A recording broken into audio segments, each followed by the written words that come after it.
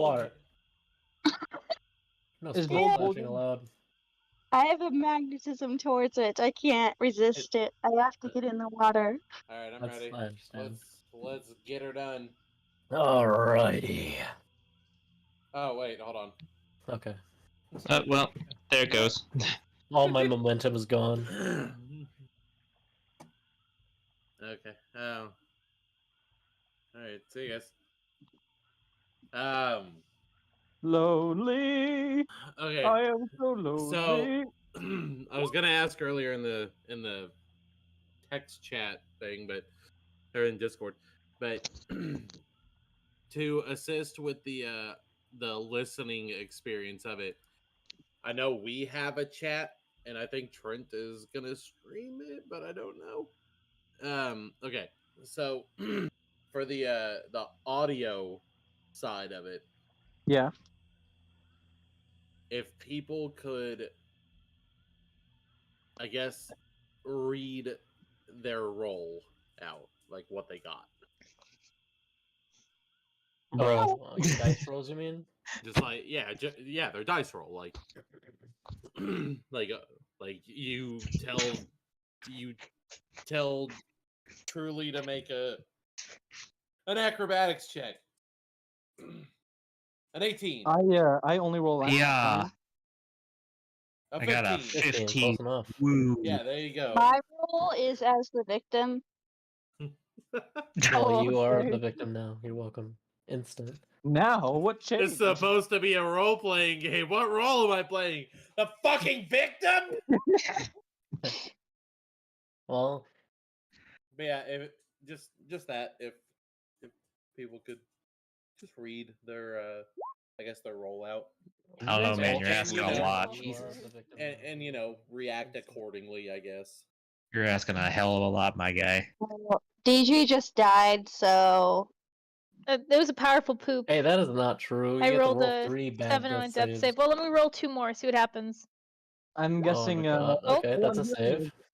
Bulg doesn't like our enthusiasm. And that's a loss. You would bleed out and die. My Yeah. poop killed me. I'll give you inspiration. Blood out from the butt. And, Yeah. and what's the worst Alright. thing of all? I'm She didn't giving see you it coming. The insight's too low. Never Yeah, I rolled an 8. Alright, you guys ready? Yes, ready. Hey, I lived. Boo. My poop should have killed you too. Is that bad? Ricochet. Yeah, what would I roll for that? Area of effect of the poop. Just a flat Ricochet? D20. Just a flat D20 No, with no. Ricochet's like a lot better. I'd say like a 12 DC save on it. Is it an acrobatic save or deck save to avoid the shit? I love that so much. He does a fucking cartwheel out of the room. I'm safe. All right, are you guys ready? Yeah. As ready as I'll never be. All right. I cast Shitstorm at level 3rd. at level third. At level third. Kill me. No. No, you Oh, survived. enough of the My toilet poop humor. killed. You survived the poop with a nasty cartwheel. 14. Was that fucking 14, scene from come Team on, Fortress? A third 14, let's go. Just that fucking Third spy's 14 head in in a the row? fridge. Oh, a Kill three. me. Alright. Start recording in 5, 4, 3, 2, Alrighty. So then I said, it was my refrigerator. Shut the fuck. I was muted. Why? It wasn't your Alrighty. Last session, we began in the White Whale. Our players were introduced to the acts that were playing the rest of the night. One of them being a goblin named Gil Tug. After introducing himself and trying to gather his confidence about coming up after the next act, his partner in session as well, Gil, after realizing the Avali was going to play, after him offered to give her an introduction. Before she played, and doing so sent him on a spiral of nerves, as half the party wanted to try to keep him captive in the green room. In order to conduct a plan in which Deidre will announce Avali instead through Necro's instructions, panic, and a few dice rolls later, it turned out into an embarrassing shit show for Avali as her companions tried feverishly to announce her before the third to last act even finished. Her set to play the beautiful harp for everyone. After some shouting, scythes being pulled, and smoke filling the establishment, Avali, in a fit of embarrassment and rage, withdrew from the establishment with Hyde, One Eye, and eventually Deidre. Necro, being fed up with it all and feeling as though the party wasn't taking the king's orders as seriously, eventually getting word that the king's official carriage was ready for them to disembark. Them and Deidre explained that her and the party have split off with Necro, disobeying the king's orders to not leave Illyria till they were ready to embark. And with a guttural sigh, the king's words fell silent as the most of the party there went back to the town of Trencher, on their own stomping grounds, getting halfway to the midpoint into the mid-plaza. After running into a few unfavorable people, Deidre, feeling a little bit indifferent on the task at hand, Avali sprinting forward to leave this god-awful place, feeling an encroaching threat coming for her, and possibly Hyde as well. We find Hyde, One Eye, Avali, and Deidre just about passing the fountain area around this large marketplace with where the larger buildings kind of aside. You see Croker's kind of light flickering out. A few of the other establishments closed for the night. The night quite cold. I mean, the air isn't too cold, but it's more of a summer's night as the fireflies and crickets kind of play off in the distance.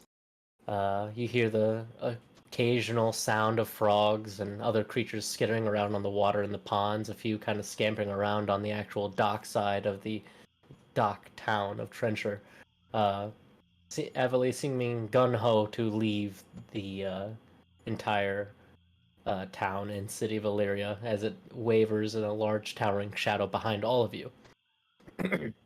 What would you guys all like to do now? Avali sent Hyde to go scare the frogs towards them last time. Indeed. So she's just waiting for Hyde. Alrighty. Hyde, are you actually heading out to that distant alleyway towards Trencher to see if there's any frogs to wrangle up?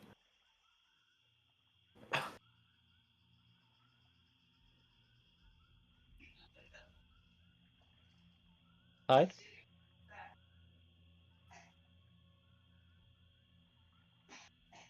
Oh no, Hyde has gone mute. No, I'm here. Sorry, I was Oh. talking. It just didn't go through. I'm sorry. You're good. My bad.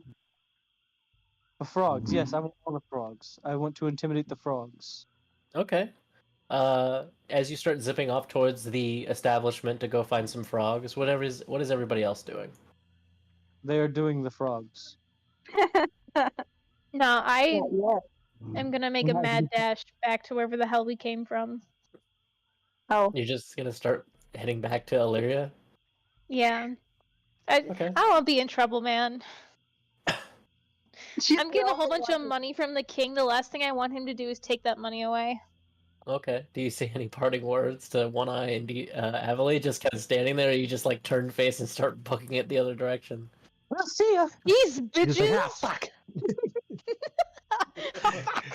Fuck. And just run. Mhm. Well, it's nice knowing y'all. Not really. See ya. Alrighty. Well, Avali and One Eye, you just see Deidre kind of like start turning face and start booking it the other opposite direction where you guys all just came from. Well, She could have at least waited for the frogs to get here. What is frog?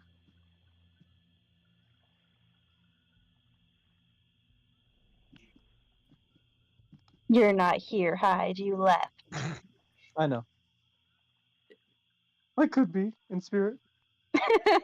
One Eye, Oh, is there you anything might you would have. like to do while you're standing here watching Deidre making her way backwards?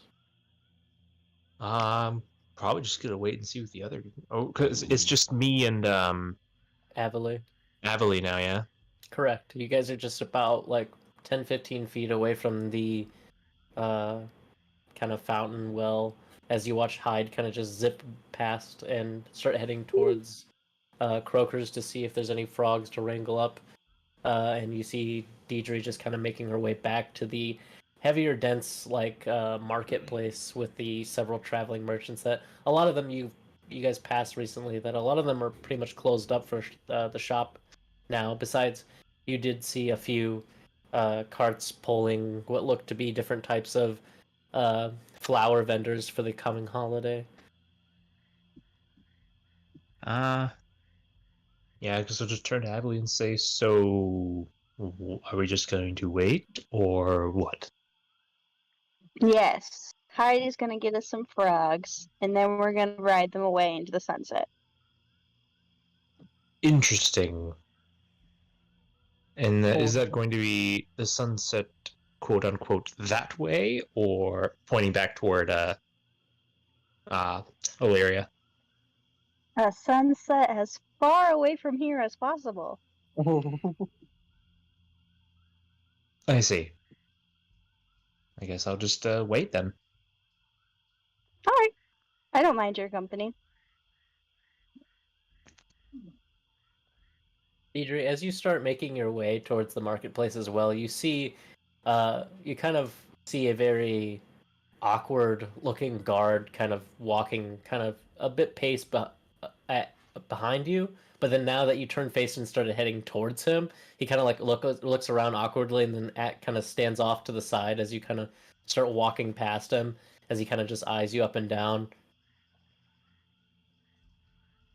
Hey, hot stuff, wanna carry me back to Illyria? He kind of looks at you awkwardly for a moment. Uh, just doing my rounds. Kind of taps his spear onto the base of the floor of the dock and just kind of turns face away from you and just kind of acts like he's like looking around for anything else. Didn't sound like a no. 100%. Yeah, I'm just gonna keep walking past him. Maybe. No, I won't do anything else. I'm just gonna walk past him. Okay. I was gonna toot, but I don't think that was very ladylike. I mean, everyone has to go sometimes. You know what? Let's just give him a little toot. Okay, and are you just Let's- audibly doing it as well as you just walking past? Laying a Constitution save. Yeah, I think a Constitution would be funnier. Okay. Yeah, I get. A 9 and a 7.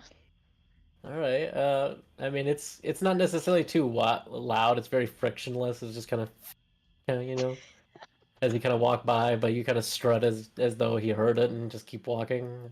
Eventually, it'll come to his nose, and he'll be in shock, obviously. But as you kind of You'll walk never see it past, coming. the guard kind of like side eyes you from a little bit for a moment, confused, and then kind of starts heading towards the where you came from. As that's going on, Necro, you receive a message as you are kind of calming your nerves a bit on uh, the gondola going to the second floor, and you feel kind of like your emotions kind of qualming for a moment as the guard kind of nervously looks over at you as it seems like you're halfway about to approach him to demand orders backwards down, and you get a message, and it's very different than the last message you got. You feel this creeping chill in the back of your neck for a moment, almost like a hand's kind of placing its hand on your shoulder and whispering into your ear as the familiar voice of Dirt kind of comes ringing into your mind. The king requests your presence. Oh, okay. Oh, I'll mute myself. Sorry. He demands you meet him in the Garden of a Million Flowers. Make haste. And then it cuts off.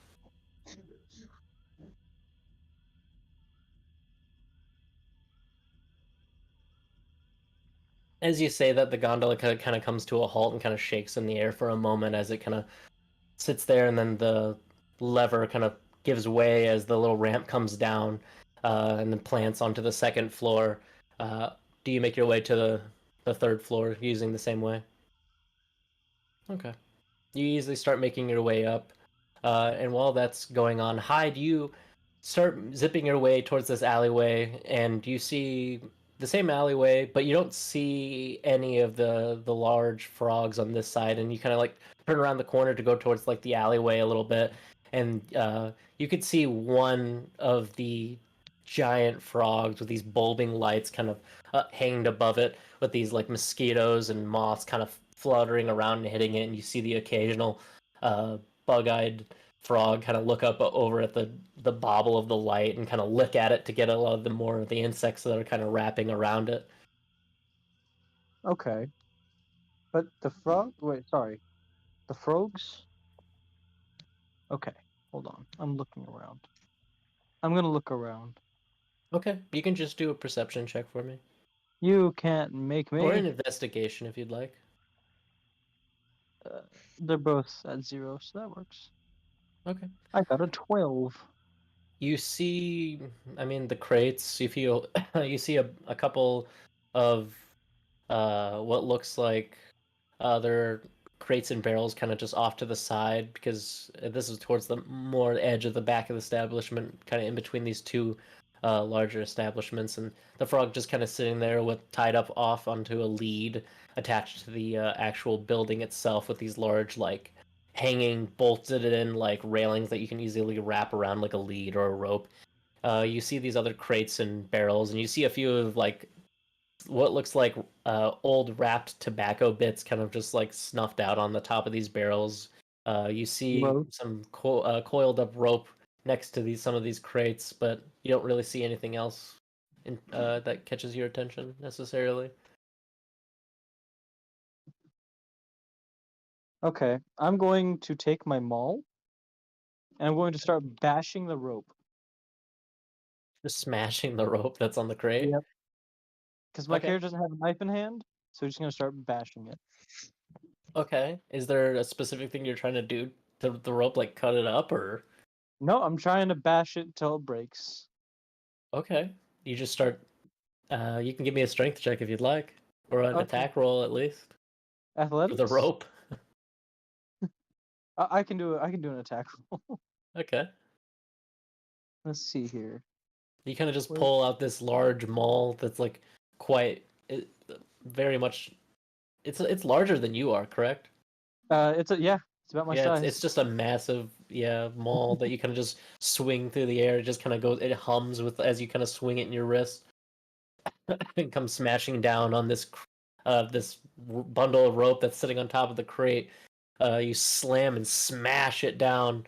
The frog kind of like now having its attention towards you, kind of shifts its body as a little bit farther away from you, but the lead kind of keeps it where it is, so it only can move a few feet away as the crate just comes basically is just smashed into smithereens. And as you smash this crate with all the rope as well, kind of just taking most of the impact, your entire body is just covered in this large amounts of flour that just kind of Oh, just gross. coat this entire alleyway. I'm gonna look around again. What do I see? Roll with disadvantage. Oh wait, With all the flour and everywhere in the air and covering your face. Perception disadvantage, sir? Or yeah. Yep. Okay. I think I did a good job. I got on that one. You feel like you see Yeah. everything. I mean, you see mostly flour. It's a lot of white. It's almost like a fresh new snow. You Okay. can't tell if you were once in trench or in the middle of a blizzard. Okay. I'm gonna go to any frog I can smell. I mean, there's a frog right in front of you a few feet. As you kind of, it But hasn't can I necessarily see the moved. frog? But can I see the frog through the flour? As it kind of dims down a little bit and it kind of sets into the actual ground, you kind of wipe your face a little bit, cough and sneeze a little bit as well, as it kind of just fills your lungs.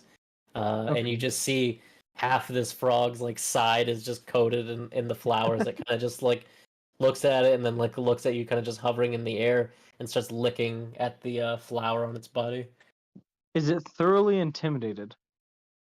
It's just kind of staring bug-eyed like around, but now just continuously focused on the flower that is now coated half its body. Okay. I would like to try to ride it. All right. Give it a. How are you gonna try to ride it exactly? I'm going to fly up and just hop down on it. Okay. Give me an animal handling check. Ah, good. That's what I was hoping for. You get a few, like you kind of like confidently start fluttering towards it, and as it's kind of like licking its side of the flower, it sees this now hovering thing full of flour, and it's going to make an attack at you. No. You see its tongue kind of stretch out to be able to.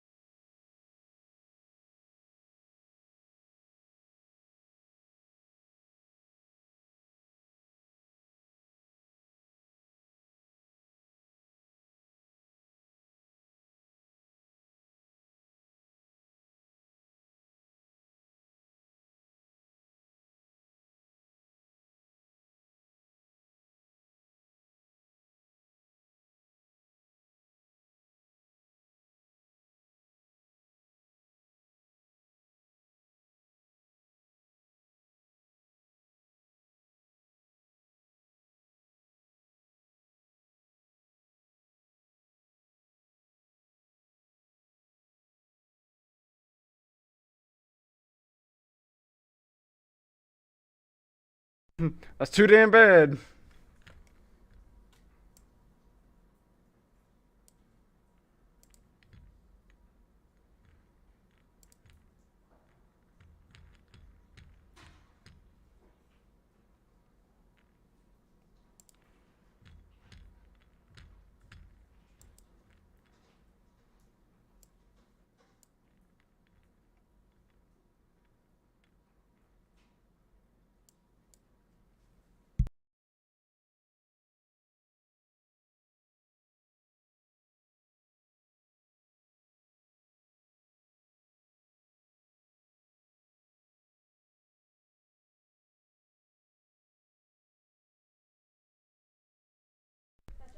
I see that, Lottie. Give me a sec.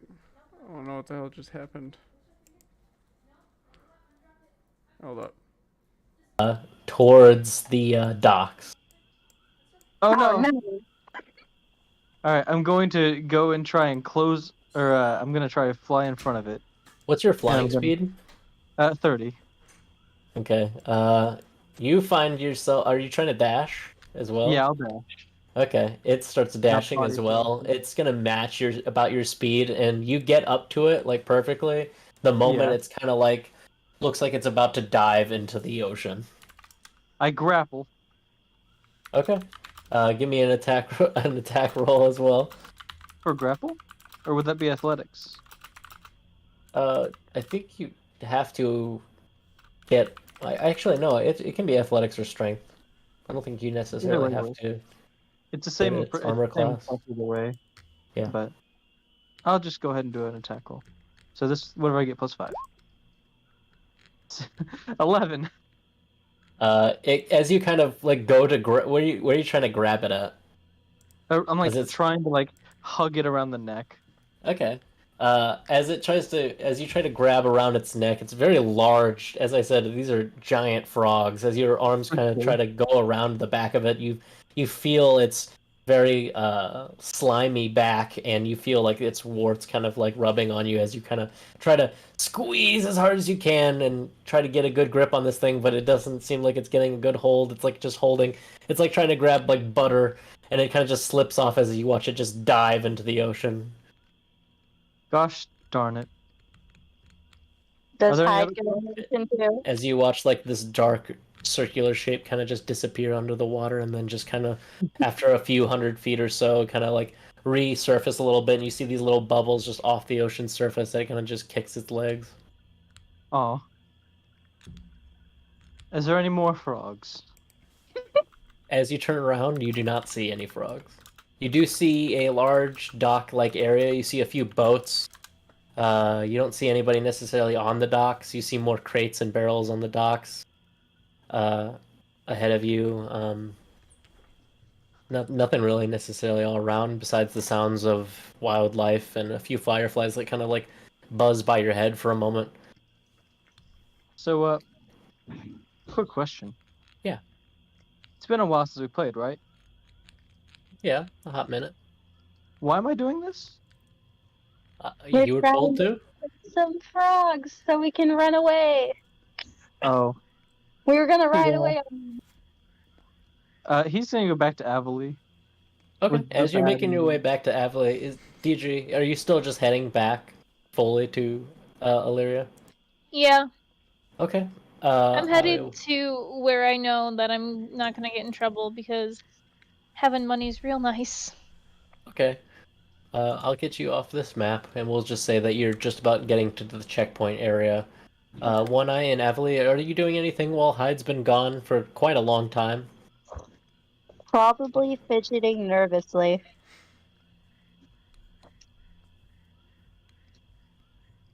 Should we perhaps check and make sure he didn't get lost? Hyde wouldn't get lost. He'll be back soon. Or eaten by a frog? I think the frogs should be more afraid of him eating them than the other way around. I'll take your word for it. Hyde is gonna chase the frog in the water and eat him? No. Frog legs, yum. Yum yum. I will start with the tongue. Okay. We will jump back to... Excuse me. We'll jump back to you, Necro, for the time.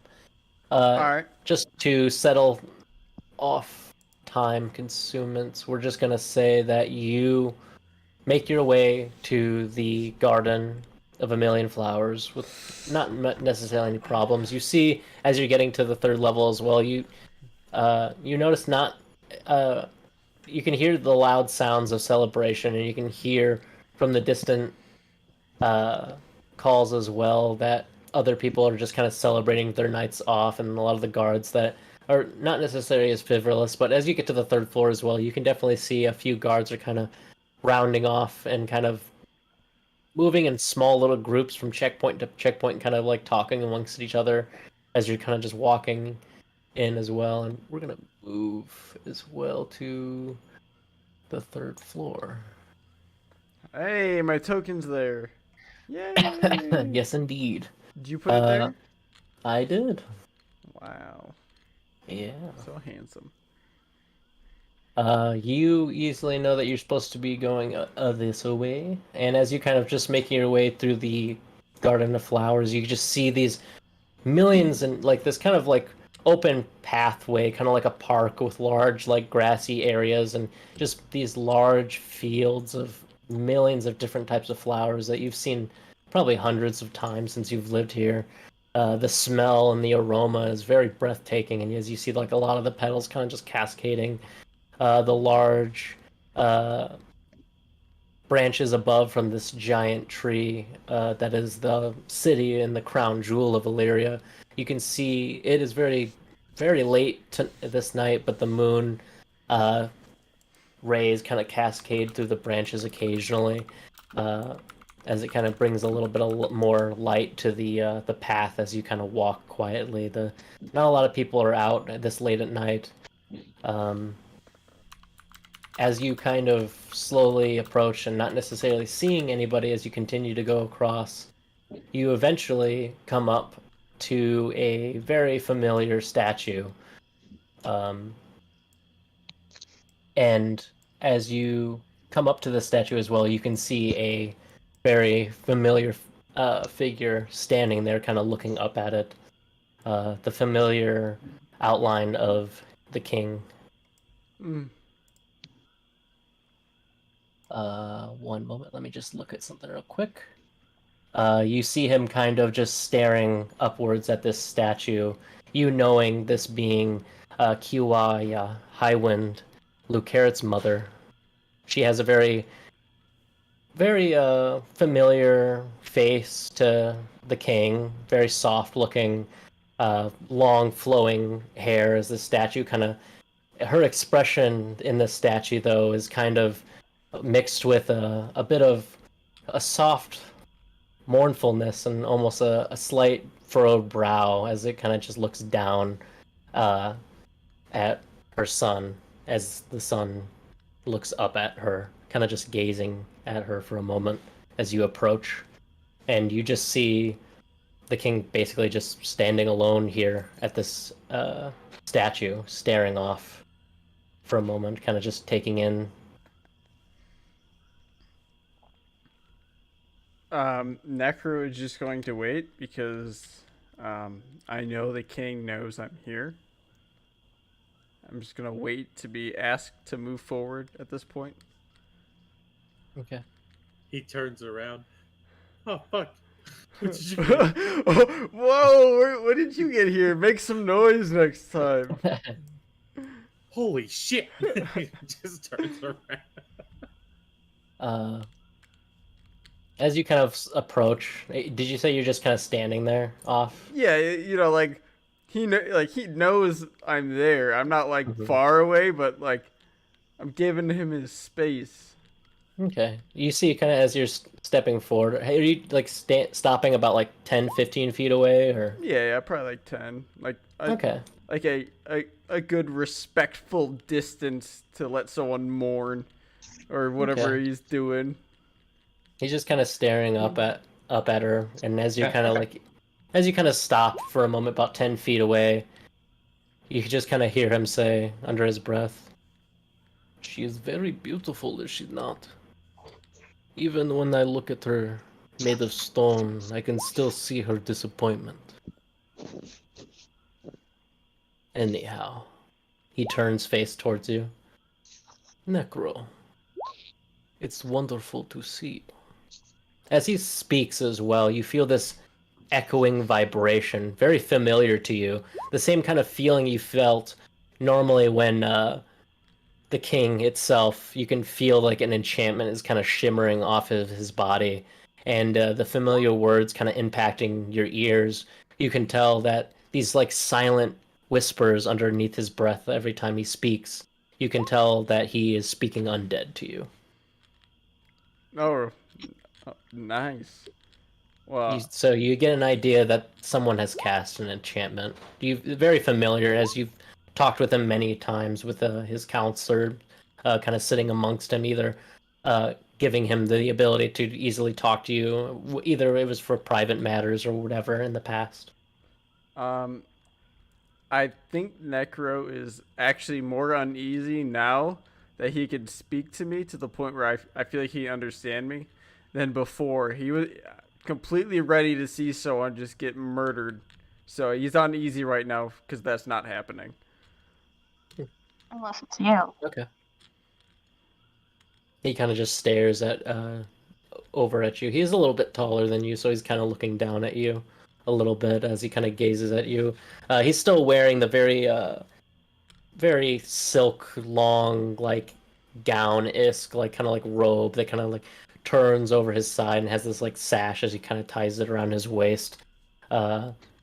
His long, pointy ears and his flowing hair just kind of like cascading behind his head as he kind of like.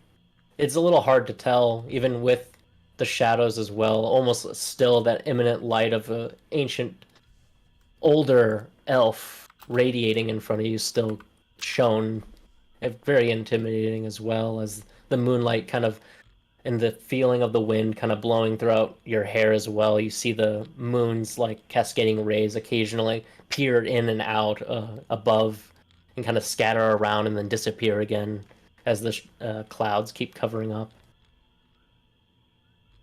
What happened to your acquaintances, Necro? Necro takes a minute, takes a deep breath, and said that they ran away. Bolg is the only one still here in Illyria. He kind of stares at you for a moment and kind of brings his hands together. He's fidgeting a little bit with the rings, kind of a few rings that he has on his hands as he kind of spins them on his fingers. And then Ren- I was gonna say before he like speaks, I'll say that there are guards watching them as we speak. He kind of nods as you're speaking. Ran away, but I was giving them such good gifts. I thought we had a deal. Weren't you supposed to guide the herd? You are my shepherd, are you not? These lambs were supposed to be brought to slaughter. Do you feel as though you failed, Necro? Necro kind of like looks down for a second to like think of how much he actually cares about them, which is very very little. He says that they chose to leave. They didn't want anything to do. They did not listen. I tried to warn them. As you're kind of going into this explanation, and then he kind of raises his hand at you to kind of stop speaking for a moment. And the silence kind of envelops you a bit, and you feel just like every pause is just like longer and longer awaiting breath as like the anxiety kind of builds in your chest for a moment. And even for a moment, even with the mark of the Reaper on you, you can feel your heartbeat beating very heavily.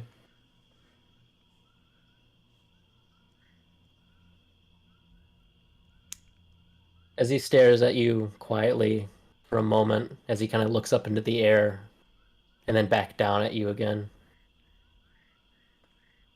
I don't have much room for excuses or flaws with how much important work needs to be done. You understand that, don't you?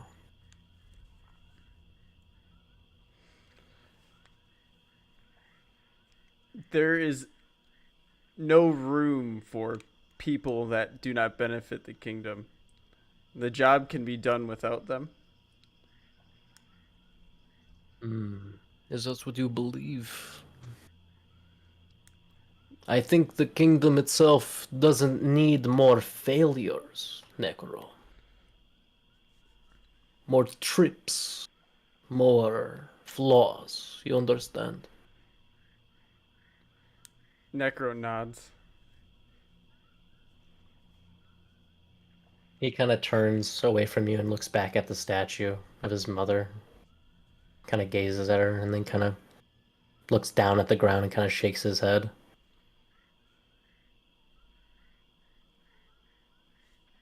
I feel like the mortals will continue to disappoint, no matter how closely related they are.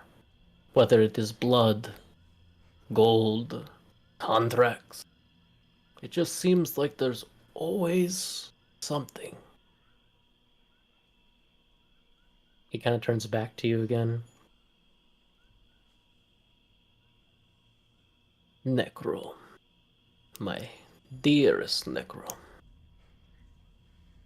You joined our cause long ago. I swept you up, took you under my wing. You were a starving fool on the death of row on the streets like a dog. I took you in. We worked hard together, killed together. Now I worry thee. ever holding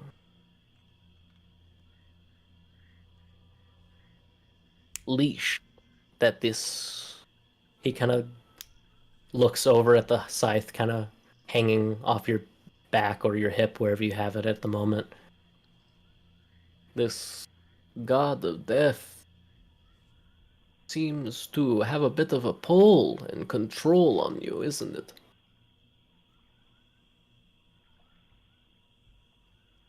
Necro's just gonna keep listening because this is kind of not the time to speak. Do you believe the gifts you were given from death would allow you to take an unwilling soul out of an outer plane? You see, Necro, I have studied death for quite a long time. These 106 years pre-calamity. I've seen it, Necro. The power of death. And what it can do to people.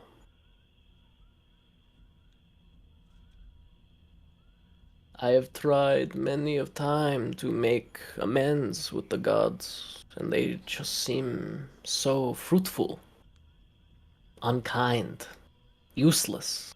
Unlike me, I give so much to the people and what is closest to me. You understand? Necro nods.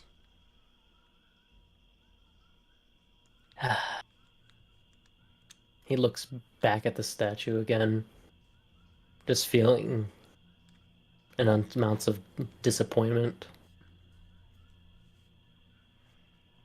Not really looking at you at all. He's just staring at the plate, the nameplate with his mother's name on it.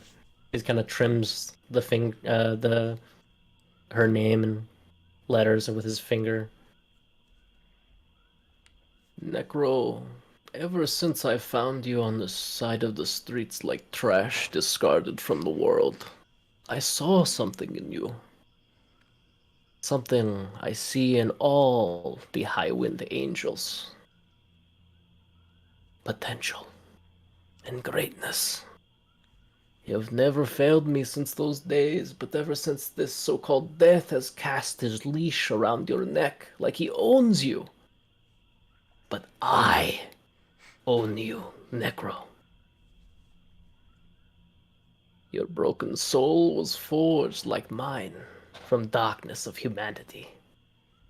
We curse the ones that threw us to the wayside. He looks back up at the statue again, gazing into her eyes. Even for their selfish reasons. Even parents will cast their life to save their own flesh and blood, even though they die protecting the others that don't deserve it. What a waste of flesh. As he kind of spits on the ground below her statue and turns back to you. Don't have time for mistakes with the coming days leading to the bright future I envision. The world I will again feel the jaws of death coming down on this land. But it won't be the one you call death. He kind of turns towards you, staring into your cold eyes. He smiles warmly at you. As he does so, you hear in the back of your mind the sound of a bell begin to ring. I guess like Before you can do anything, okay. he kind of gazes at you for a moment. The sound of that ringing bell kind of stunning you for a moment. Can he hear that? Do you say that out loud? No. Okay. But does he like noticeably like? No, he doesn't seem like that's okay. bothered him at all. He's still staring Okay. you like right in your eyes. It's time to stop playing God and take my offer, for if you want to continue to play this charade, then I will be forced to take matters into my own hands. And since death won't gain an audience with me, as many times as I've tried, and many sacrifices I've held, and many innocent blood spilled, he would not show his face on mortal ground. But why would he show his face to someone like you?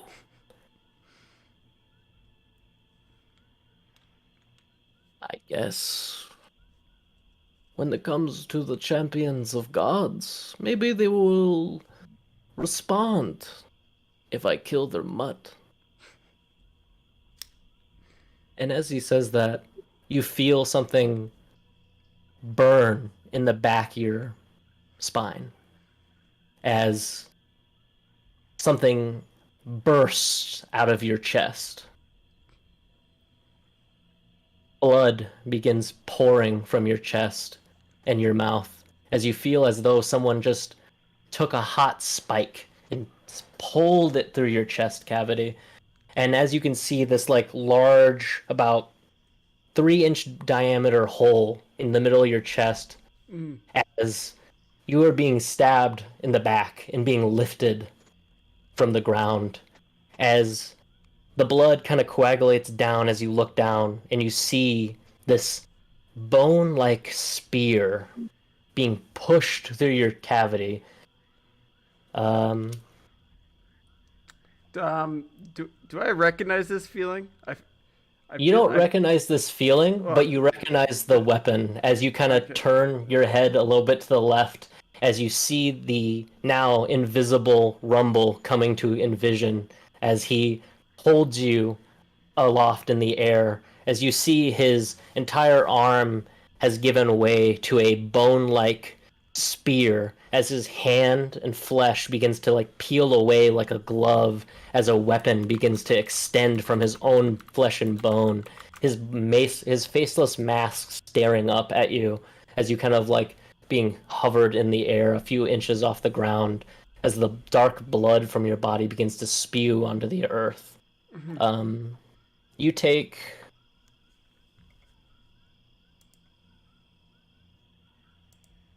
13 piercing damage.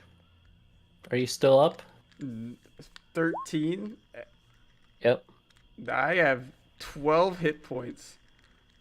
You feel this piercing blow go into you, and you feel the coldness of your body giving way as Rumble just holding you aloft. You see as he kind of just like slowly pulls back as you come falling to your knees down onto the ground. Not dead or unconscious yet. Your body is fighting it as you see the blood kind of pooling around your knees and the flowers beginning to just be covered in your blood as Lucarid is still staring, smiling softly and brightly at you, his hands openly extending. Now, come, God of Death, I want an audience! I'm killing your fool here! As you kind of hold your chest as the blood is kind of pouring onto the ground, Rubble kind of just comes into view, standing in front of you, and kind of kneels down at you as he starts flipping through this dictionary in his hands. And as he's flipping through it, you can see these other words, like in this dictionary, with different people's bloody fingerprints next to each individual word as he kind of flips and flips through this dictionary, kind of kneeling down, kind of looking over at you and then looking back at the dictionary. And then he falls, his finger kind of presses down in the T section, and he kind of runs his fingers down, looking back at you, looking back at the dictionary again, as the blood begins to pool ever so more around your feet. You, for the first time in your entire life, living and training and fighting and killing with the Highwind Angels, you hear Rumble speak for the first time as he whispers into your ear as your unconsciousness is beginning to fade. His finger traces the word treachery. as he takes your hand, dips it into your blood, and marks it next to that word. Shuts the dictionary tight as he kind of pats your head, as you're feeling yourself crumble to the ground, as the oxygen completely pulled out of you, the energy draining, your eyes spinning. The world seems like it's just spinning and spinning as you see these ravens and crows above the statue beginning to caw down at you. And then you see Lucaret kind of just looking disappointed as he kind of spins around waiting for something to happen as your consciousness fades. The last words you hear is, "What a pity."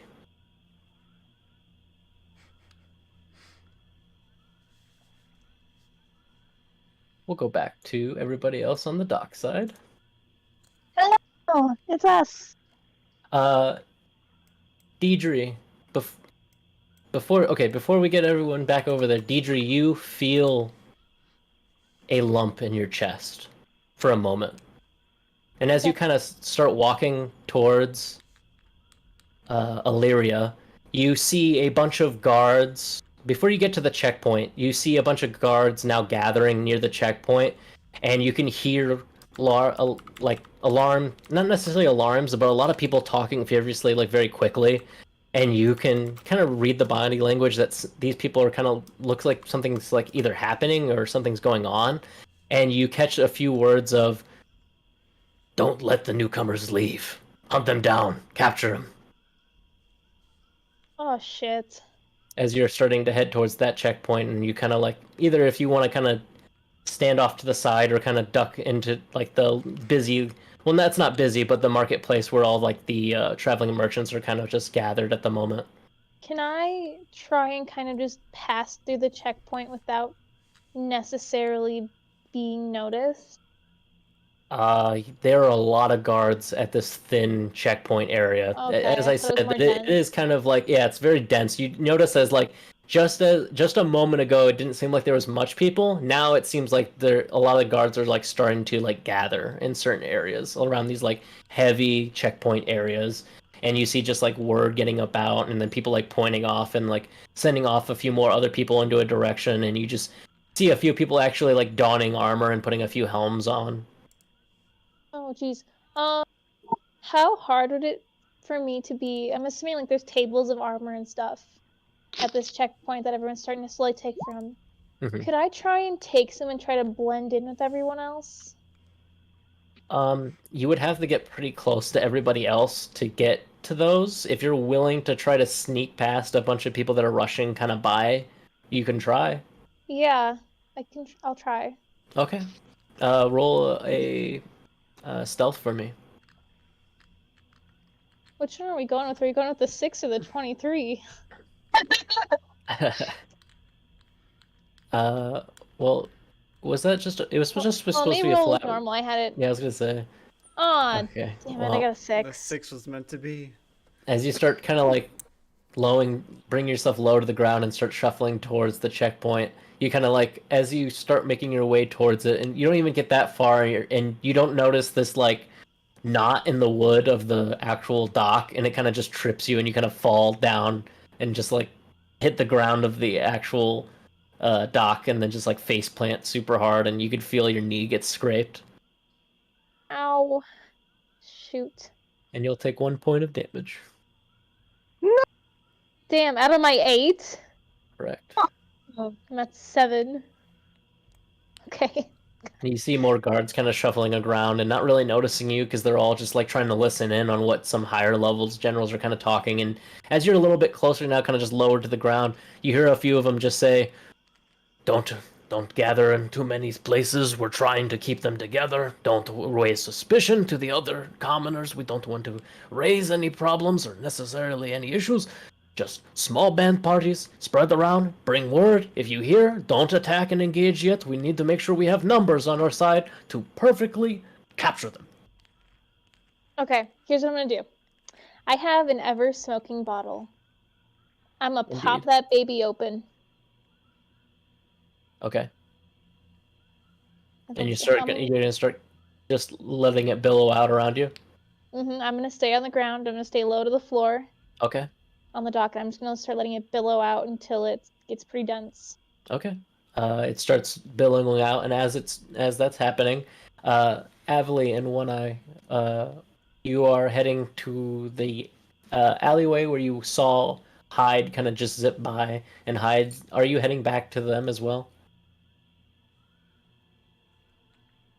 Yes. Okay. I thought I was muted, so sorry. You're totally good. Avely and One Eye, as you start making your way to that alleyway, before you even get around the corner, you see Hyde zipping by and coming right on back, and you guys meet like basically like right, almost like right in Covered front in of the flour. establishment. Hyde completely covered in flour. Yeah. Hey, guys. Well, besides his face. All right. Hyde, what happened? He's halfway to getting eaten. I warned you. No. You see, the frog got away, Yeah. Oh. and it knocked over flour. Oh no. Did it try to eat you? A little bit, but I didn't get eaten. Did you eat it? No, no, Okay. not this time. Wait, I mean no. I believe you. I guess, are there any boats taking off tonight on the docks? Did you see any? I did not look. You did see a few boats, I saw boats. but they didn't How- look like anyone was manning them. They just looked like they're docile, like anchored. They are boats. Okay, let's go check them out and see if we can commandeer one. Okay. Wait, do you mean like steal? Well, I mean, we could pay to get travel, but if no one's there, then I'm not waiting till morning. Would I know if there's any way to get to Illyria by boat?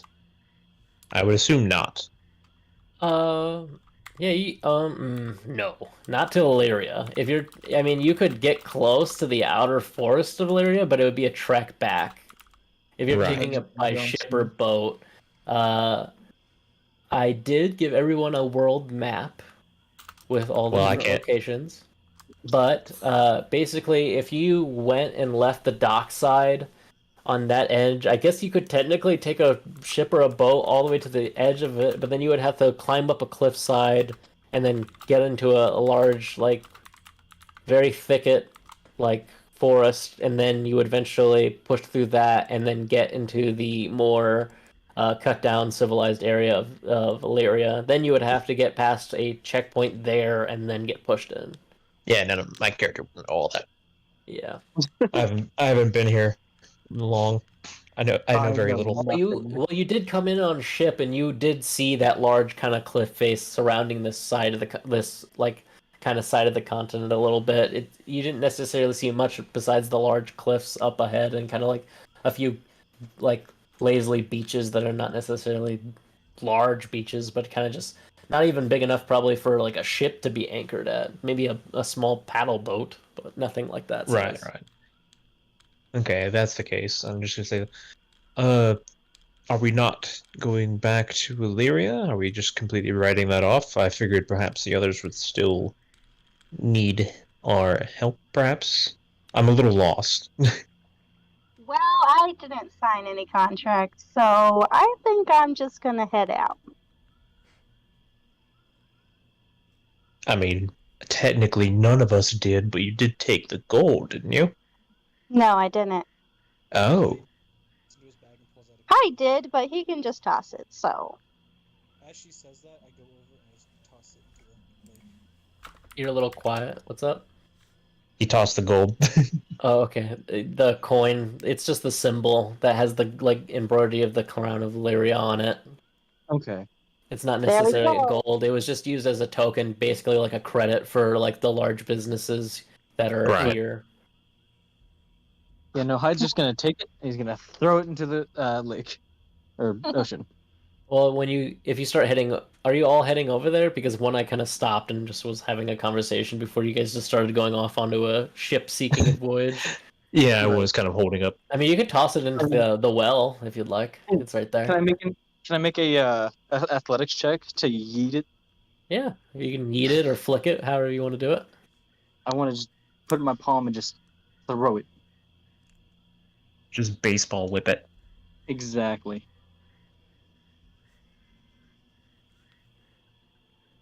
Nice.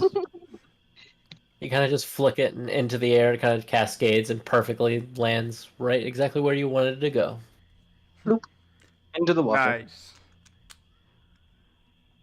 Now no one owes anyone anything. So Okay, that's fair. I guess we don't have to exactly do as the king wished, but I did have other business I was hoping to complete around here. I wasn't planning on just heading back yet. well, I suppose you could stay if you'd like, but like the letter said, Hyde and I are kind of in danger. Well, I'm kind of somewhat experienced at dealing with danger. You could stick with me. I don't know how comfortable I am with that. I don't know how good you are at danger. I'm good at danger. And the person who Good enough may to or not die when I lost this, and I point to my eye. That's not there. well, you still lost it. Not to be rude or anything, but But I didn't die. Most people would.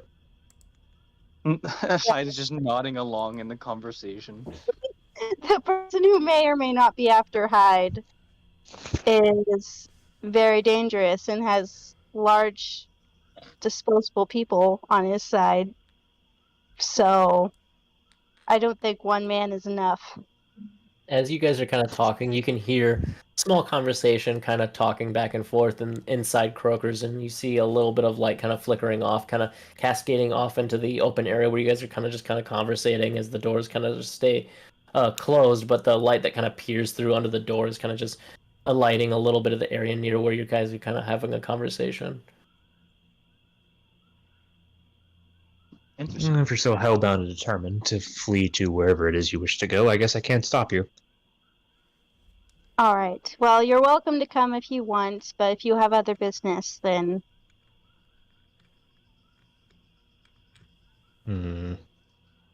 Where do you plan on going? I don't know. I'm a stranger to these lands. I was just going to go as far away from here as possible. As you're saying that, you hear the sound of footsteps approaching. As a man kind of just steps out of the alleyway about right here, and okay. he kind of just starts walking towards you a little bit, seeing a small little gathering of people as he starts approaching into the more light that kind of spills from the Croaker's establishment. You see a thin, younger man with like a pencil mustache and a pointy, twisted goatee to match like this dark, slick black hair under a tattered-looking top hat, a satchel dangling off his hip, and a long, strange, cylindrical piece of metal with a wooden handle. In the center of it, a glowing, like sphere, giving off a like silent hum as he kind of sways and walks and swings as he kind of gently hums to himself as he's kind of just making his way forward. As he's got like boots and basic leathers and a tailored like off little like jacket that kind of comes off into a little tailored like point. I'm getting And huge Waluigi vibes. it kind of drapes off, and he's got this baby blue like handkerchief just kind of sitting in his pocket with the initials of JL and stitched into this like gold hem. He kind of like twiddles his like thin mustache and kind of he runs his thumb and index finger through his beard and kind of to a point as he slowly approaches, and he kind of walks forward and tips his hat to the three of you. Excuse me, people. I would like to get into the establishment. By all means. Sir, The float pad just folds up a bit. into the alleyway. As you say that, Avali, he kind of just looks at you and kind of looks at you strangely as you say, steps away and say, "Sir," and he kind of looks over at you with like a strange like pause, as he like is in mid bow as he takes off his hat. His hair kind of like flowing a little bit forward as he kind of pulls his head down as he bows. A few of his strands kind of his hair falling to his face, and then him lifting his head back up and putting the hat back on. And as he does so, in the same very fast, swift gesture, he kind of outreaches his hand towards you, and as he almost like a handshake, but before you even extend a digit, he small little cylinder object kind of rolls out of his palm, and it sprouts forward and then makes this like basic looking cane as he taps it onto the dock floor as he kind of stands there for a moment looking at you up and down. Why aren't you a curious woman? I How haven't so? seen someone like you in quite a while. Are you from the Feyrealm? No, I am not. And then he kind of He's look. asking my friend over here. I gesture towards Hyde. He looks Hyde over will- at you, Hyde, and says, "Oh my gods, you are definitely more Fey-like." As he kind of looks over at you, he kind of walks a little bit closer, kind of looking you up and down, Hyde, as you kind of hover in the air. Hyde slowly ascends. As you kind of creating a little bit of distance. Okay. As he gets a little closer, you can see these like few rings on his fingers as well, and you can see one that like looks like just a very beautiful like blue like gem, and the other one's kind of like this weird like maroon and like green leaf pattern on it. And then you see what looks like a basic golden wedding band as well on the other opposite hand. Okay. And he kind of leans forward curiously as he kind of give a little bit more of a wide berth as he kind of like looks over at you up and down, and then he feels a little bit indifferent and kind of takes a step back and then looks over at Evely and looks back over at you. One eye. My apologies. I did not introduce myself to you as well, you dragon-like friend. The name is.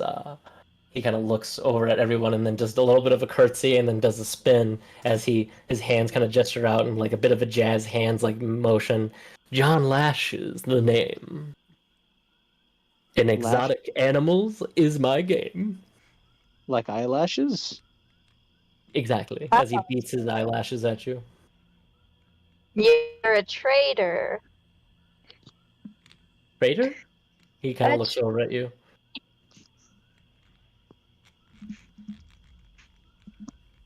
I am just in the wares of exotic animals, actually.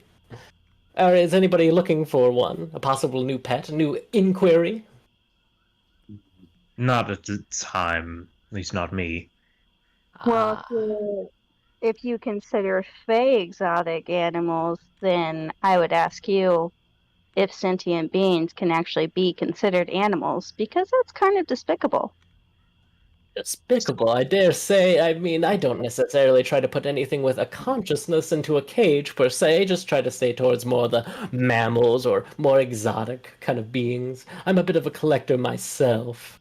And as he kind of says that, he kind of looks you up and down again heavily, as he kind of just like, seems like he's kind of palming something in his pocket for a moment, and then just brings his hand back out again and just kind of brings them together, kind of staring very awkwardly over at you.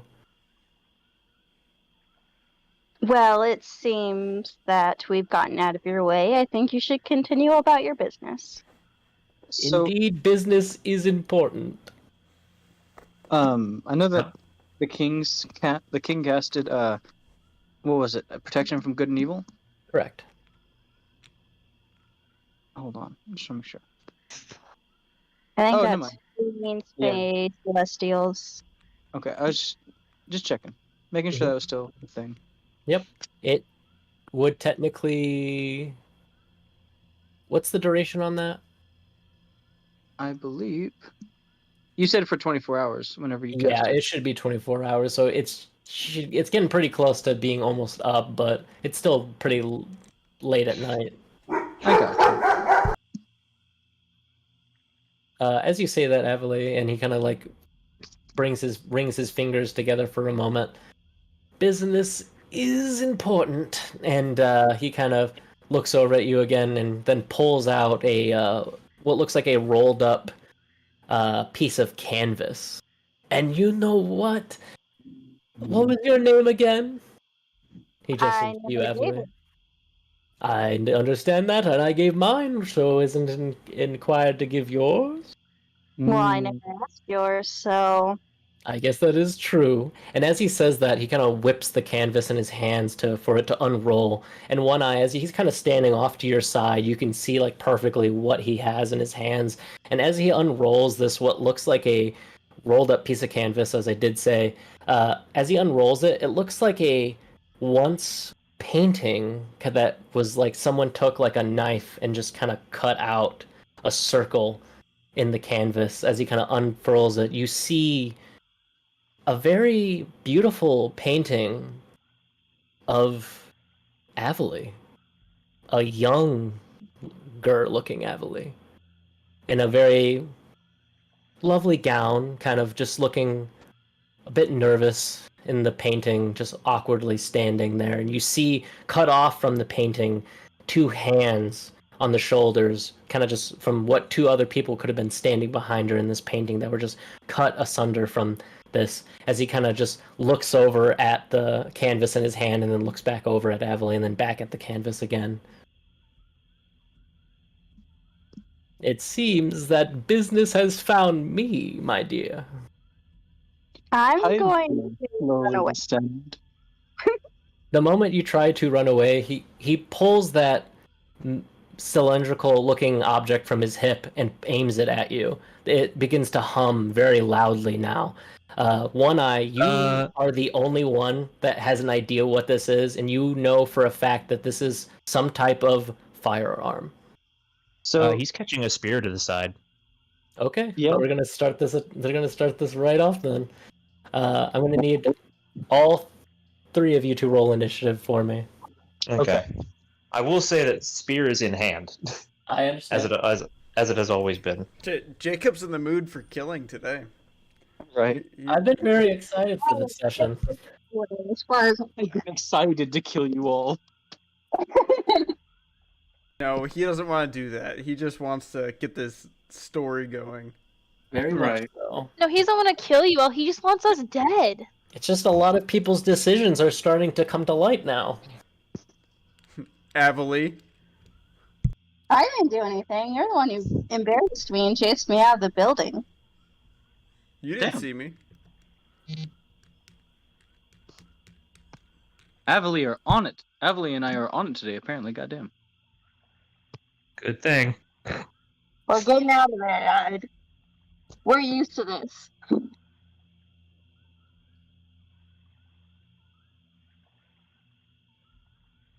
Well, Bulg's still getting drunk in the the orange monkey. Oh my god, you guys can't ever The say white the name whale. right. It's so funny. I rolled a 21 for initiative.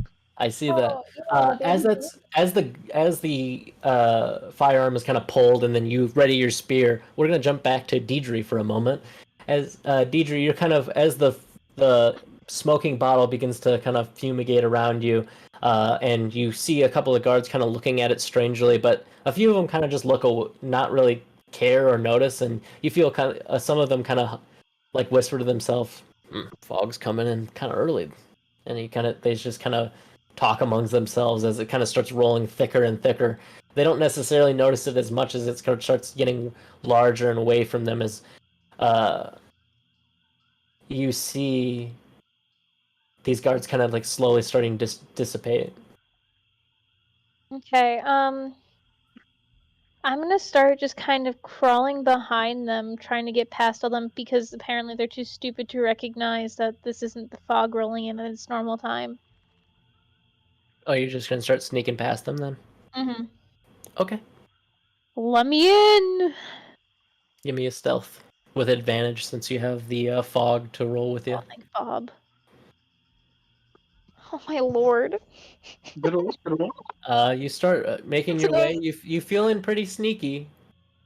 As you start making your way, are you trying to get up to like the armory of like in the little checkpoint area?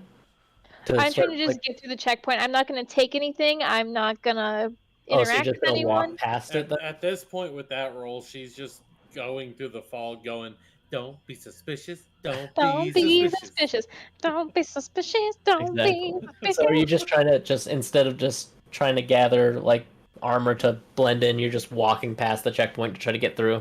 Yes, I am stomach to the ground, like just crawling. Okay. You start making your way. You feel like you're pretty silent. Uh, you make your way. You get a little bit past the checkpoint, and you feel your feet kind of hit actual ground as the winding road of this going up towards the city of Illyria kind of greets you. And as you kind of go to stand for a moment, unless you're not standing, are you still I'm going to not keep standing. crawling? No, I'm gonna love the ground like it's Okay. my new boyfriend. Okay. As you continue to concentrate on the way ahead, and uh, your gaze and your feet and your hands, as you keep crawling, your hand meets a foot as a ironclad foot steps onto your palm, well, the back of your hand, and with a bit of a crunch as a guard peers down at you. I'm just gonna play dead. Okay. Give me a deception. Is this with advantage? I know. No. Okay. Okay. With disadvantage. Jesus, Jacob, this isn't fun for me. I roll really bad. You It didn't try pick to it up, be as Sam. much as of a dead body as possible, but the blood from your knuckles being kind of like crushed and you kind of wincing and a bit under your teeth. As much as you want to just hold it in, it's a little hard as you kind of shudder a little bit. The guard kind of standing over you stands off and gets off your hand, and then just kind of like taps his spear to the ground. What are you doing? All right, time to ham it up. I'm gonna cork my bottle real quick so the smoke starts to dissipate a little bit. He taps his spear. Identification. Are you trying to get back into the city? Are you drunk? Oh my gosh, sir, this fog was just so dense. I got so lost, and I thought keeping low to the ground would just, be helpful. And yeah, I've had quite a long night. I was at the White Whale with some acquaintances, and the You were bard, coming she from the had. White Whale? Yes, I am. Then how are you standing here if it's right behind me? I told you I got turned around in this fog, sir. Could you please just help me? If he could DJ starts roll, tearing up a little bit. if you could see his eyes, they would be rolling. He kind of just gazes, you can't really see his eyes because he's got his helmet and like full regalia on, like full on beautiful sheened armor with the crest of Illyria on his chest. Can't really see his eyes as it kind of pierces through his helm. He kind of like shrugs a little bit. Well, I can let you back in, ma'am, if you just have identification. And can you please stand up so I can at least see your face? I'm gonna stand up and hold out the hand he crushed. Will you kiss it better first, please? He looks at the hand and then looks at your face and then kind of looks at you for a moment. Would you mind waiting here for a moment? Oh, fuck. I'm just gonna preemptively pull out the coin the king gave me and hold it. Did you actually? Are you showing it to him? Yeah, sure. Why not? Okay. As soon as you show it to him, well, this kind of makes it a little bit easier on me. I'm gonna have to detain you, ma'am. What? You're one of the newcomers that came in with the kings, right? You're the only people that have one of those coins at this moment. Right, and I was looking for what's his name? The one that's really close with the king. He doesn't talk much.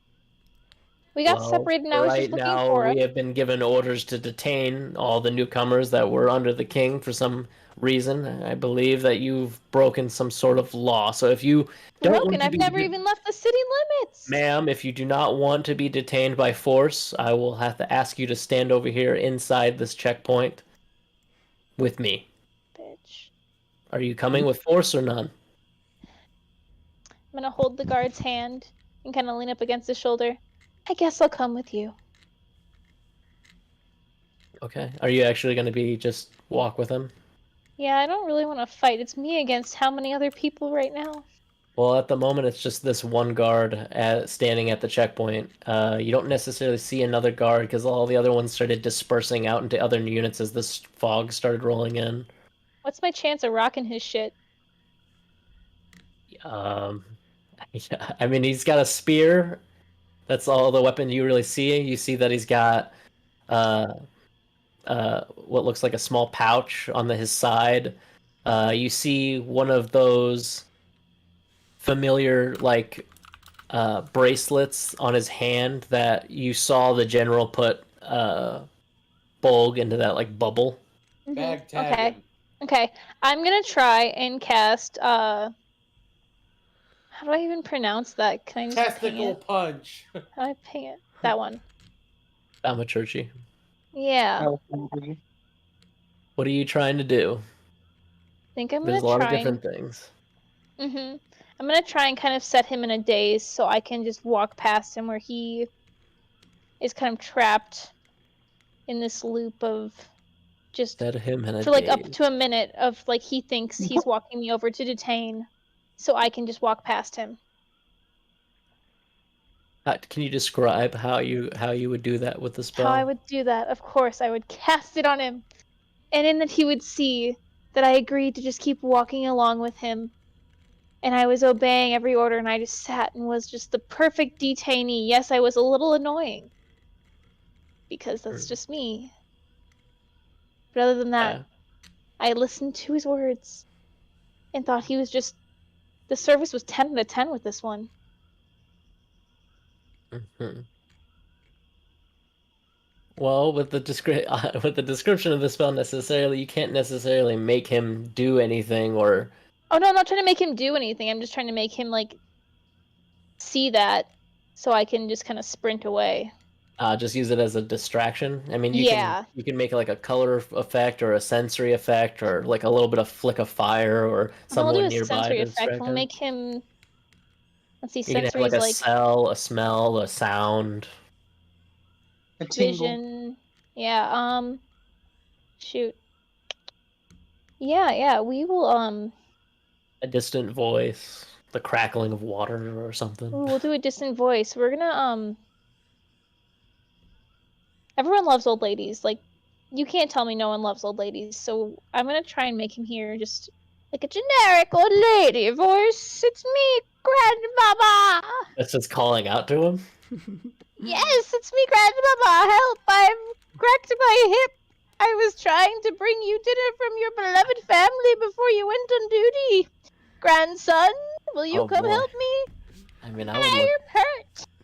and I would look if that was me, but let's see.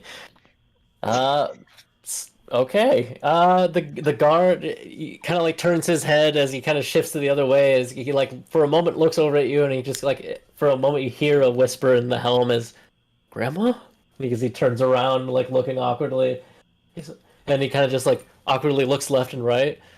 But Grandma, and then he kind of like takes a few steps away from you. Okay, Are you bolting? Oh, hell yeah, I'm out of there. Okay, which way are you going? Towards the city or back towards the docks? Towards the city. I'm already this far. Uh, roll a perception check for me first. Oh my god.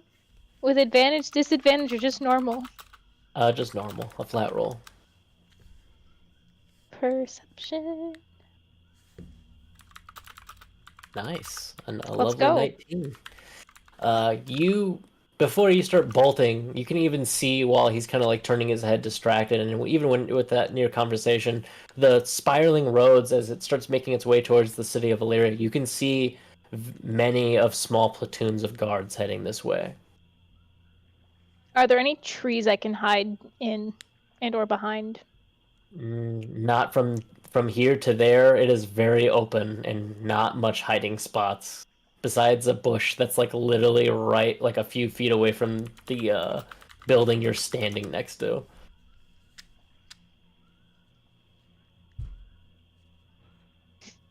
I'm gonna dive into that bush. Okay. As you dive into the bush, it kind of feels slightly familiar, almost as if Necro hid in the same bush. As you kind of like roll into it, then you feel like you're pretty hidden. Roll a stealth check for me. with advantage because the big The thick thick of the fog. rolling of the fog is kind of rolling towards this bush as well, this large area. What did you want me to roll again? Stealth?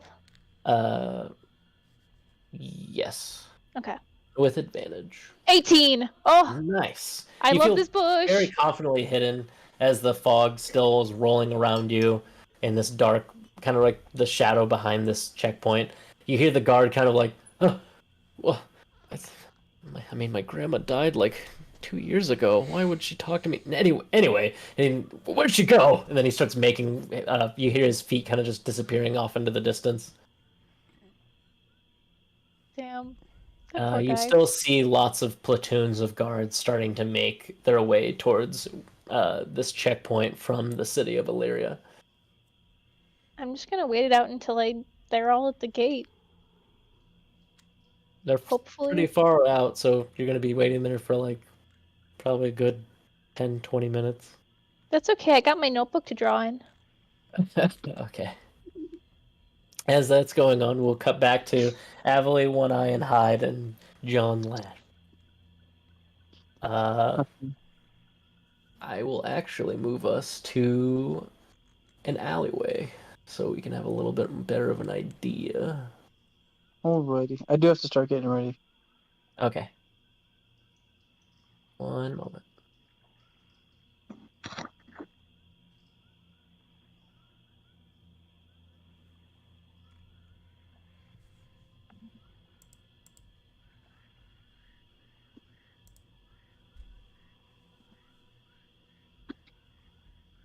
I am going to be leaving the alleyway as quickly as possible.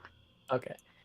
As John Lash kind of pulls that gun towards you, Avali, you also start hearing the sound of like small footsteps behind you coming from the alleyway as well.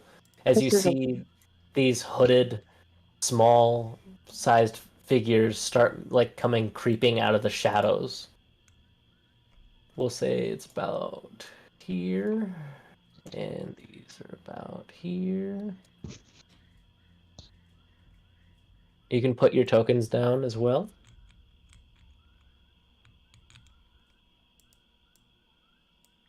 I was at the very entrance of the alleyway. Very much so. And he's like standing right off the edge. And I'm assuming You're, somebody's like, taking care of mine. You're like right there. Yeah, I will grab you here in a second.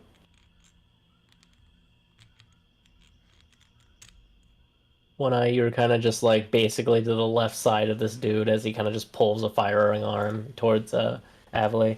And as I said, Avali, you do hear the sound of pitter-pattering steps coming behind him, and as he kind of points the strange cylindrical like object at you with this like weird magical looking orb, kind of like swirls with like this bright orangish yellow energy as it kind of like spins and hums in its barrel as it kind of he aims it at you humming, and you feel you're tightening your grip on your spear, One Eye, as you're pointing it at him. You see as well, One Eye, these four hooded looking about small creatures kind of slowly making their way out of the shadows of the alleyway towards your group. And John kind of just smiles at you, Avali. It seems like your luck has run out, my dear. It seems like you have a bit of a pretty penny on your head back in the Fey realm. Sorry, but it's just business.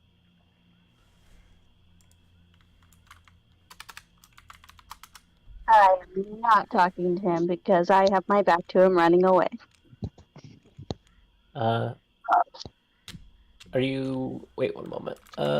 As he says that as well, you see that these hooded creatures begin to take off their hoods. If you want to roll a perception before this actual rolls start going in order based on... Actually, everybody can roll perception for me, actually. I choose not to because she wouldn't be trying to figure out what they are. She'd be trying to focus on running away. That's fine. One Eye and Hyde, you'd probably have the best look at them if you wanted to. I got a 9. And I got a 4. Hyde does not know what these are. As you kind of look over, and it's kind of hard to make out without the shadows, but you hear the sound of like fluttering like bird wings and the kind of like chanting, a bit of chanting and hooting, as One Eye. Oh wait, One Eye, did you roll as well? Yeah. Yeah, I got a 9. Okay. Yeah, well, you're the only one that can see them from your distance. You see these small creatures like throw off these like big cloaked hoods as you see these scrambling, flying bipedal monkeys kind of beginning to hoot and holler, and they have these like little caps on their heads, and their eyes kind of with this pale looking gloss over them as they start with hand over foot, kind of just crawling towards you as their wings kind of beat on the ground. As they start making their way down the alleyway towards you. Reply. Based on initiative order, it will be you, Hyde. Or Avely. We both got 21. I got a natural 20. Yeah, she Higher got dex natural. usually breaks it. Yeah, Okay. I usually go for Dex. Perfect. Then I'm going to fly right here. I'm gonna bash him in the head with my maul. Okay. Roll to attack. We'll roll to hit first. 17. Yep, yeah, Ow. that definitely hits. Okay. Where are you trying Ow. to aim for? I'm trying to aim for his head. Okay. You Oh, kind of no. just rush up very quickly. He seems a bit startled as he has the barrel pointed in your direction as you kind of like take the space in front of Avale as you fly forward and smash him in the head with the maul as you do 10 bludgeoning damage across his skull. And you see like the the actual like top hat kind of crumbles as it kind of slams him in the head as a little bit of blood begins to trickle from his forehead, and he kind of winces for a moment, but still standing, holding the gun in his hand. Oh, I did want to rage. I'm sorry. You're good. Okay. But yeah, I bonked him, and that's the end of my turn. Nice. Are you add damage for rage? It's a Yeah. 12. Oh, it's 12? Okay. I do bonk. With rage. Indeed. Angrily bonks. I very angrily bonk. Okay. Evelyn? It's your turn? I'm front four. Okay.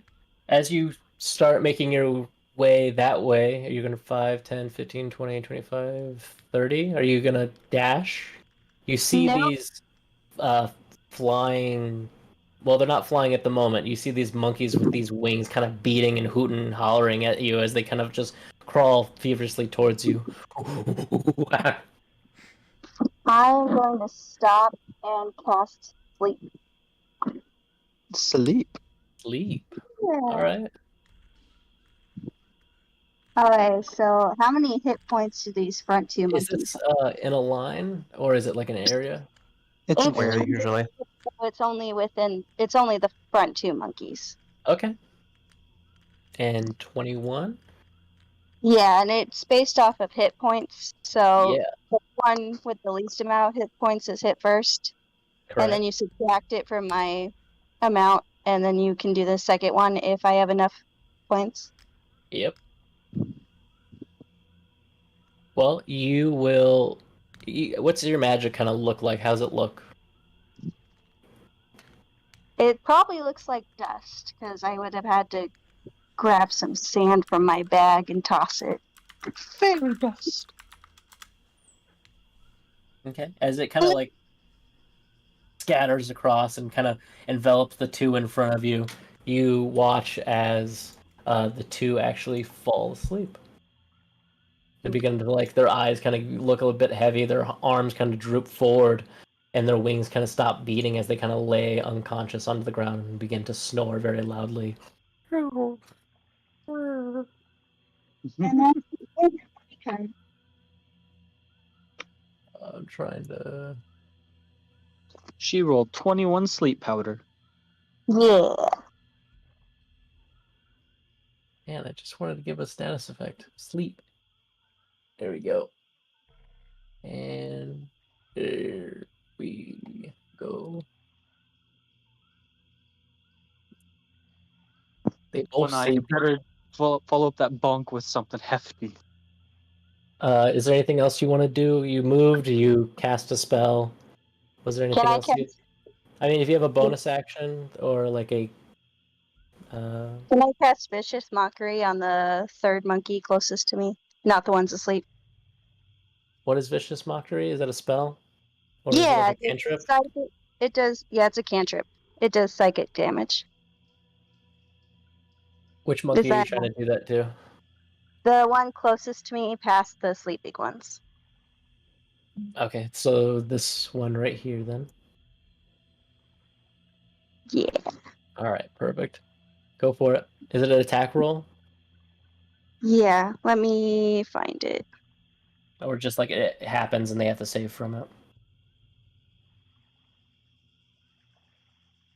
I think it's just a oh, it has a DC Wisdom save of 12. Yeah, that makes sense. Alright. It seems to kind of shake off your vicious mocking words as it kind of shakes its head. Right. Does it take half damage or null effect? I believe.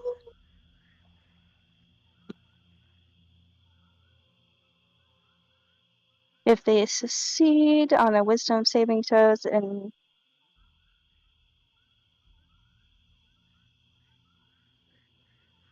it doesn't say, so I assume it doesn't take any damage. Okay, it kind of just shakes it off and just kind of like beats its chest and kind of screams back at you. That's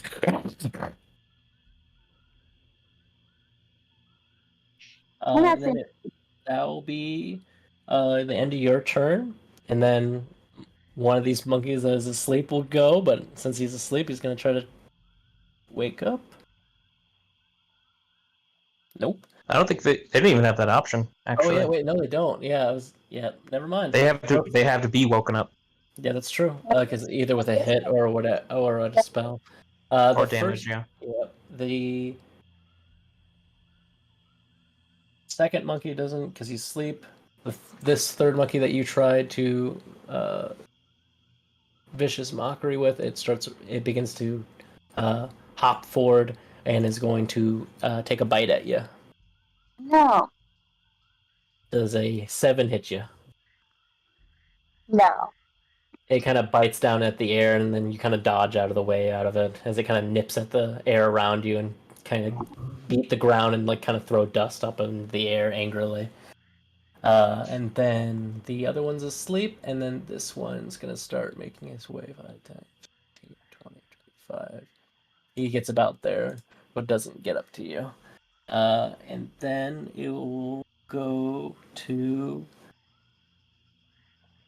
you, One Eye. All right. Top hat man's gonna get a shanking. Yeah, you got John Lash to the left of you, and Hyde is kind of left upward, and kind of diagonal to you. All right. Yep. He's got to get a stabbing. Alrighty. Roll the hit. Well, I was going to attempt to make a stabbing, but a 9 probably doesn't do it. You kind of lunge forward, and he kind of sees the glint of the spear kind of come out into his peripheral vision as he kind of steps out of the way of it and kind of dodges as it meets air. Yeah, I think that's all I can do. Alrighty. Is there any? Do you want to just stay where you're at? Yeah, I'm just gonna stick to him. Okay. Then it'll be John Lash's turn. He sees that with a hide in front of him and one eye to his right, and his target seems like she's starting to get away, but it's got some monkeys in front of her. He aims the barrel at you, Hyde, as you struck him in the head, and begins to fire 2 shots at you. Does a 13 hit you? No, 18. I have a 15 AC.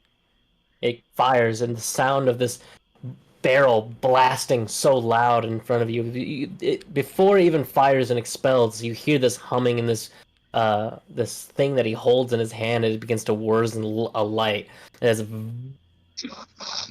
And begins to fire a beam of what looks like some arcane energy and whizzes past your head. And Avali, you see it kind of whiz past you and hit a nearby crate as it just explodes and burns away as the second shot is fired. Bzzz. Does a 19 hit you? Yes.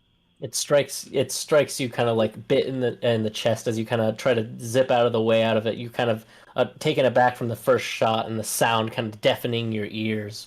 You as well, One Eye. This just you knowing what this is. It's still quite shocking to have it come go off basically right in front of you. You will take 2 points of force damage Alrighty. and 3 points of fire damage. Alright. As it kind of just it kind of feels like almost like a rubber bullet being blasted into your chest, and then it starts burning away. Ow.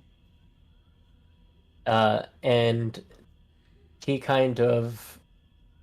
you see him just kind of wave his hand in the air for a moment as like a dark energy from one of the rings kind of shifts and changes like his shape for a moment, and he disappears and reappears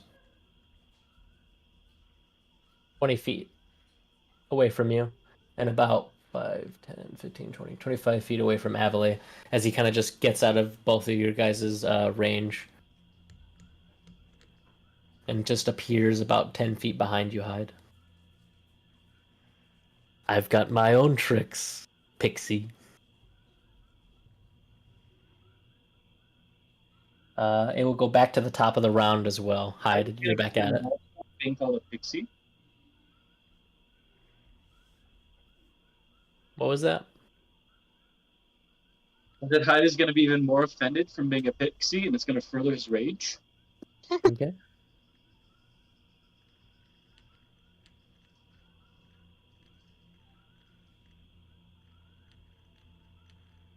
Are you going to... It's your turn on the top of the round. Okay, give me 1 second. You're fine.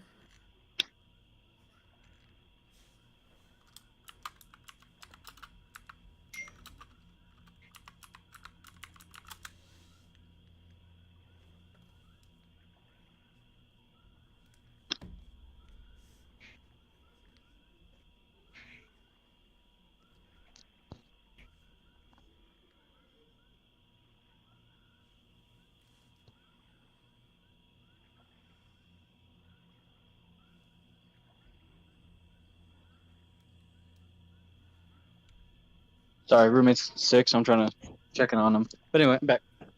You're totally good. Alright. So. I'm going to fly up. I'm going to get right in front of him again. Okay. You kind of zip and get around him. Yeah. And I'm going to bonk the hammer with a Alrighty. sideways swing. Sorry, I'm going to bonk his weapon. Okay. Roll to attack. 24. Oh my god. You Goodbye, smash. hand. You smash down on the barrel of the gun in his hand. Roll for damage. Alrighty. He just screams out in pain. Another Ah! 12. You see as basically the barrel in his hand kind of bends a little bit as it kind of most of the impact from his fingers kind of crush, and you see his thumb kind of get caught in the trigger and kind of bends and even snaps as it kind of bleeds down the barrel of the gun as he kind of winces holding his hand as he looks up at you as you're just kind of hovering in the air. You see his eyes bloodshot, just full of absolute rage. I'm angrier.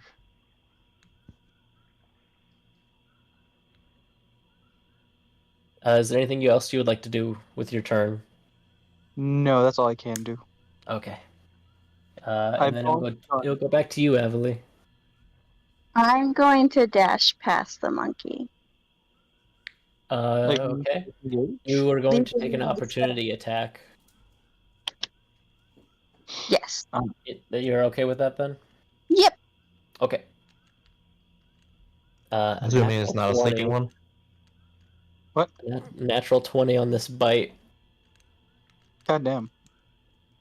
Nice. So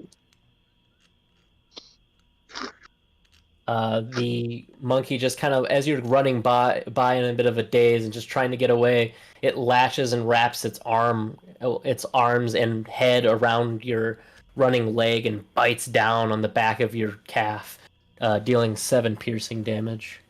Ouch. I continue onward. In pain and bleeding.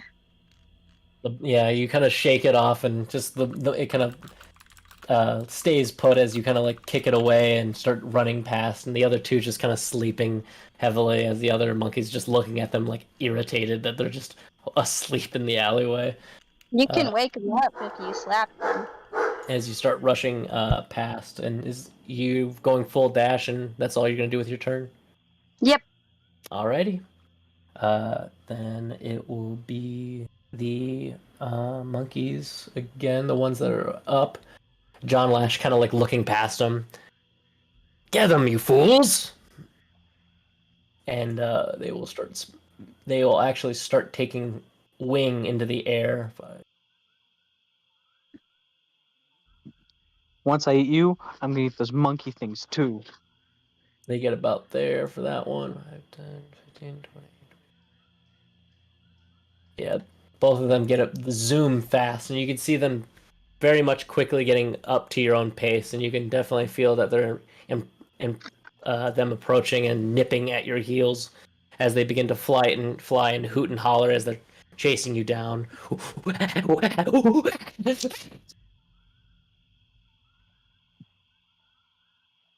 will be all their movement because they have the dash.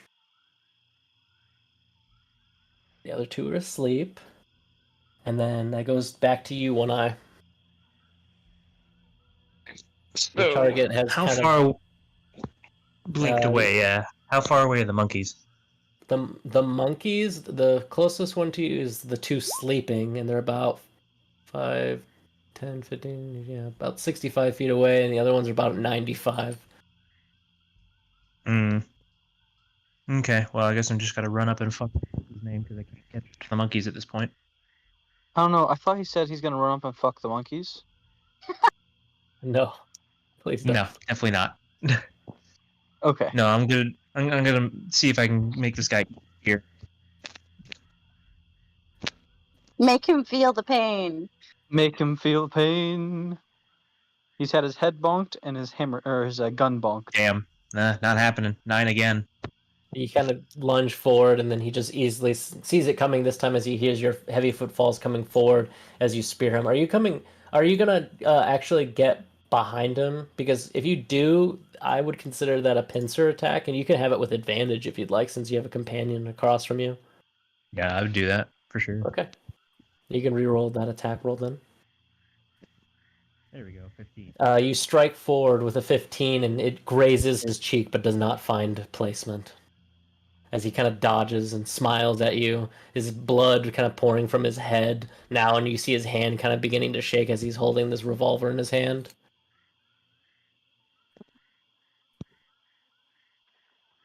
I'm getting closer. Give it time.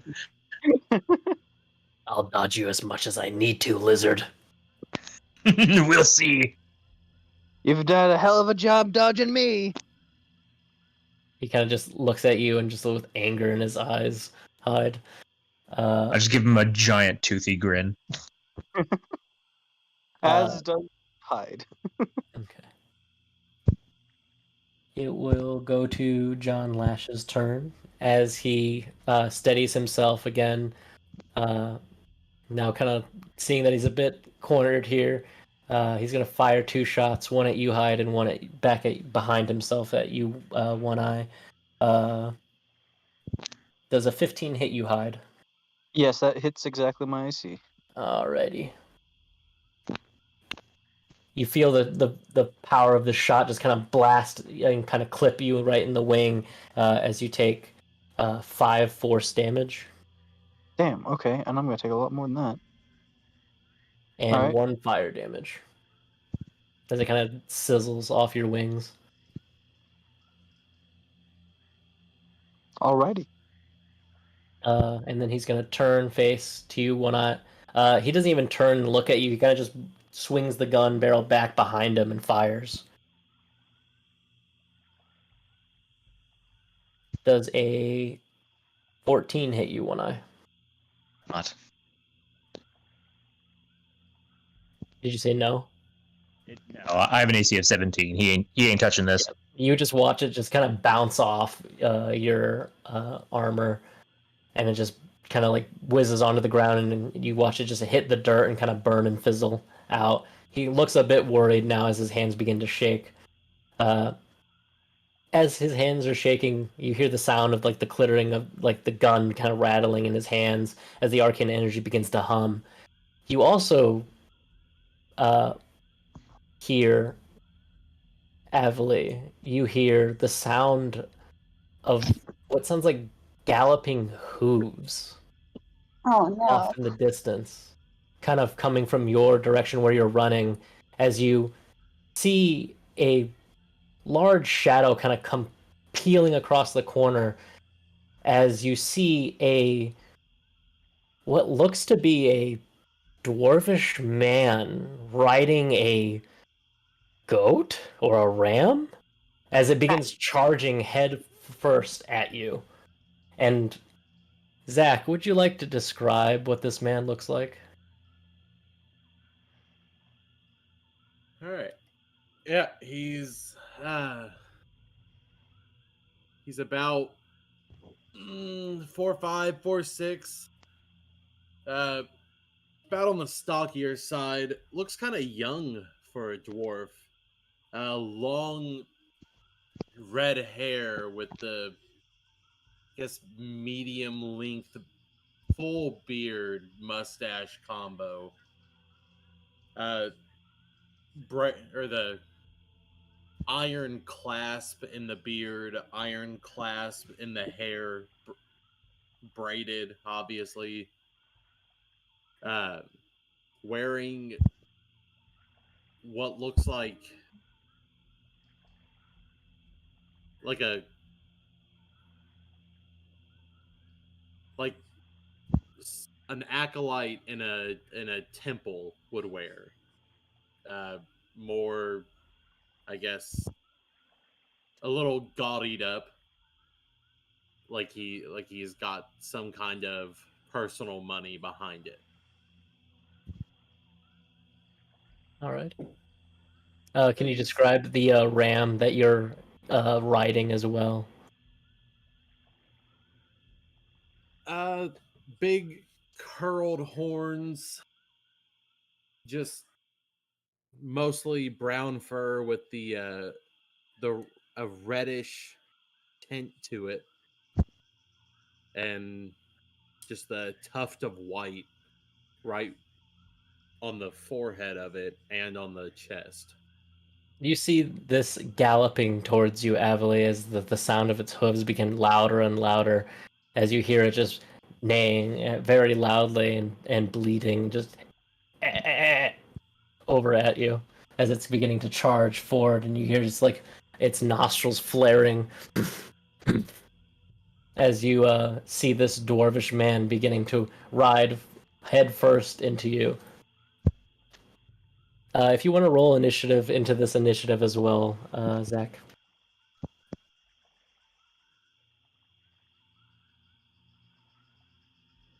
It's not gonna be great, but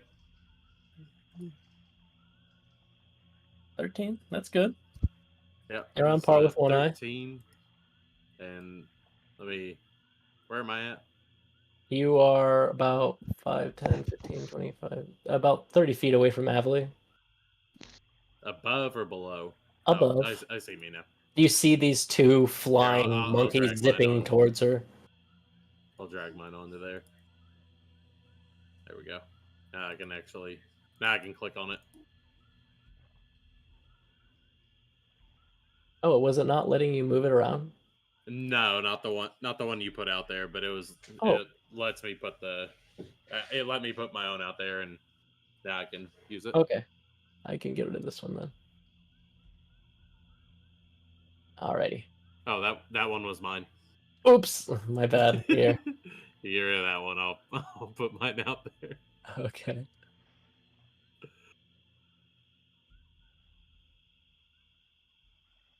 You're good. There we go. All right. Since you are now bursting into this initiative, I'll allow you to take your turn as well.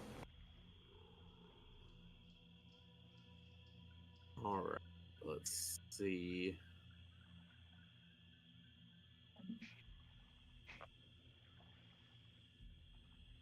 I'm gonna immediately from the back. Those monkeys are airborne, correct?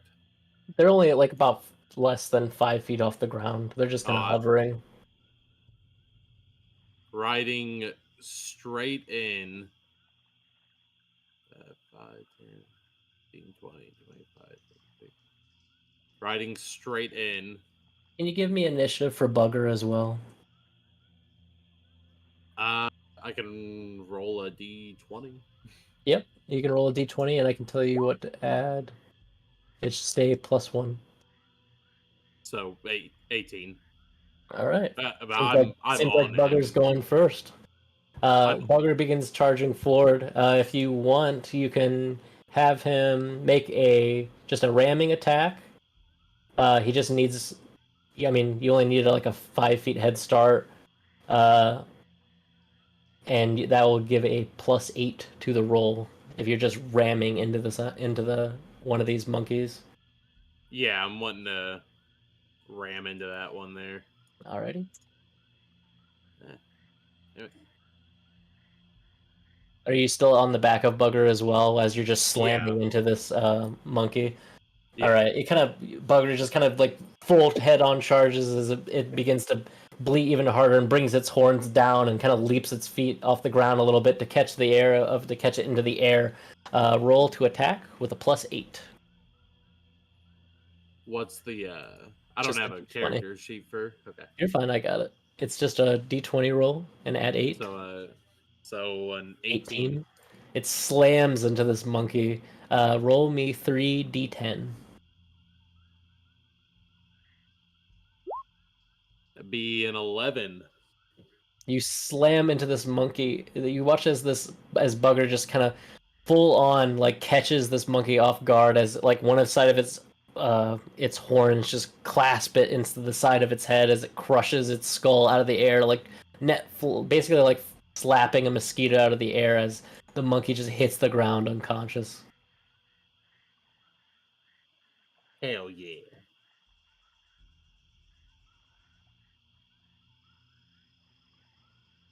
It's still your turn as well. If you want to either hop off Bugger and make that 5 feet gap so you can actually hit this other one if you'd like. Oh, is Bugger? Bugger's like right here. Like right there. Yeah. Okay. Because he was just trying to take full advantage of the ram. Yeah, I'll hop off to where I am now, and I'm gonna try and just hit it with the warhammer. Okay. Oh, why is it rolling like that? You just have to go for a flat roll. Yeah, I'm trying to. It's fine. We can do the first roll. It's fine. A 19 definitely hits. You slam. Where are you trying to hit this monkey at? Just slamming it in the side of its head or its body? Yeah, I'm going for like the side of its torso. Okay. You kind of catch it off into the air as you kind of fling forward. It's definitely taken aback as he watched his companion just being slammed into the ground by this ram that just kind of just randomly appeared. Oh, fuckers, it's time to play!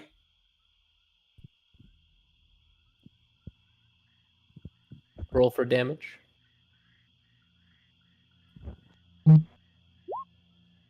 Ooh, an 8. All right. You slam your hammer into this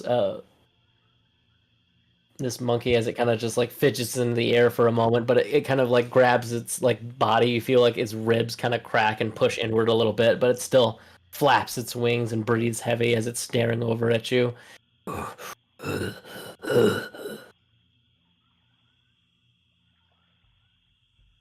Is there anything else you would like to do? You still have some movement if you want to step out of it, but you will also take an opportunity attack. I'm right there. I'm in defense of Avily. Of Avily right now. Okay. We will go back to the top of the round then. It will be back to you, Hyde. He wants to bonk until he's unconscious. Alrighty. Sounds like a good thing to me. I will roll for him as well. That'll be 11 plus his 1. And you just watch his hide kind of just like, after taking a few of the shots, begins to lump forward and swing his maul down. John Lash a little bit more hesitant and ready for this massive amount of damage as this. It seems like this being is a lot stronger than he thought it would be. As he steps to the side, and as the maul kind of just cascades onto the ground, whiffing into the air. And then it will go back to you, Evely. You have this dwarvish person taking out these 2 monkeys ahead of you, well, behind you, if you're still heading towards the docks. Is the docks just outside the alleyway? Yeah. Alright, I'm going to dash forward, and if I make it to the docks, I'm going to jump in the water. Okay. Just gonna fucking swan dive in there. You get to just based off of this, you wouldn't get to the to be able to jump into the water, but you're staring down at the ocean. You can see the it begins to kind of like bow and wave as the waters and the currents begin to come back and forth as it kind of caresses the side of the land and the dock there, and you see these large 2 ships kind of swaying on the ocean as it kind of brings in, and you can the silence of the actual fauna and the crickets and the insects flying around you kind of are a bit dulled out with the sounds of the waves kind of crashing quietly across the this dock here. You could see a distant lighthouse kind of twirling off into the distance. The sound of these monkeys hooting and hollering beginning to dim behind you as battle begins to continue to crash. You make it to the lip of the ocean, but cannot jump in yet. Okay. I am prepared, though. Alrighty. What are you doing to prepare? I mean, you just use your movement if you want to actually cast a spell, or maybe take off. You can take things off that don't want to get wet, unless you don't care. Nope, I have everything. I'm keeping everything. Okay. I'm just standing at the edge. All right. Good to know. Return again. And then it will go to this other monkey that's still awake and alive. It's kind of hovering a little bit, a bit beaten and tired, and it is going to try to attack you, Zach. Valgrim. I was gonna say its name, but he wasn't introduced yet. It does a 9 hit you? No.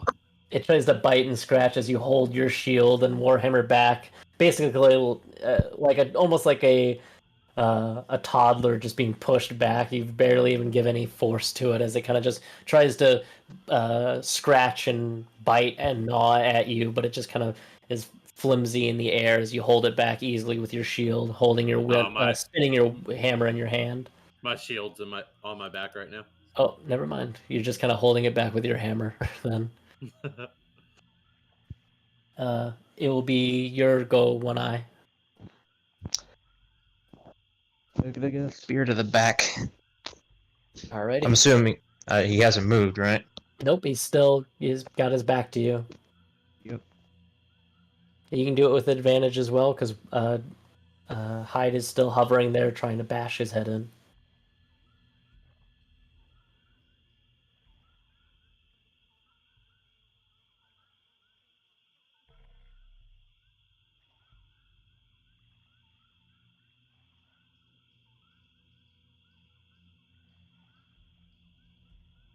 Hello? Roll to attack. Is it being slow on your end? No. I'm just trying to figure out how to do my advantage on.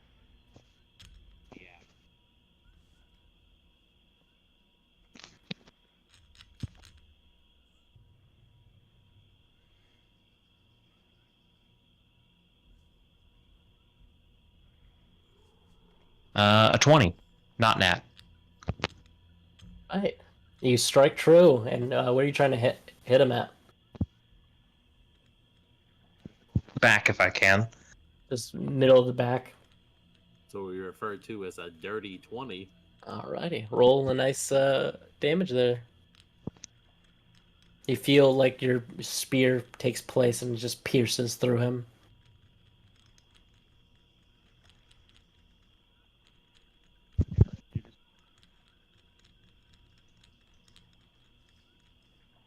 My gosh. As you pull with all your might, you feeling a bit of that anguish as he continued to dodge and dodge your spear as you thrust it about. You giving a good palm at the back of your spear as you're kind of just with all your might pushing forward into the back of his spine. How would you like to kill John Lash? But that wasn't damage. I was trying to figure out how to roll damage. Oh, I thought that was damage. My bad. Trying to figure out. You want me to roll it for you?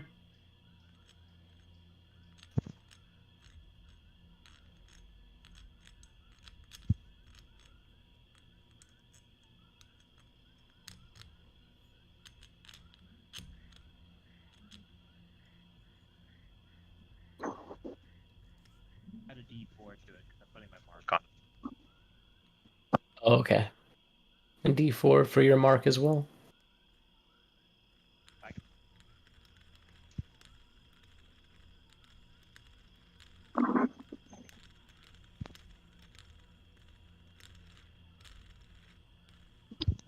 Am I supposed? Is someone What's supposed to the be rolling total the then? damage for you? Is that just a +2 on top of the 16, or? It wasn't 16 damage. I remember that was just the.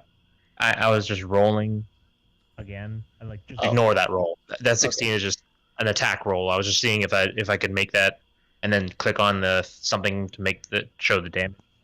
Oh, okay.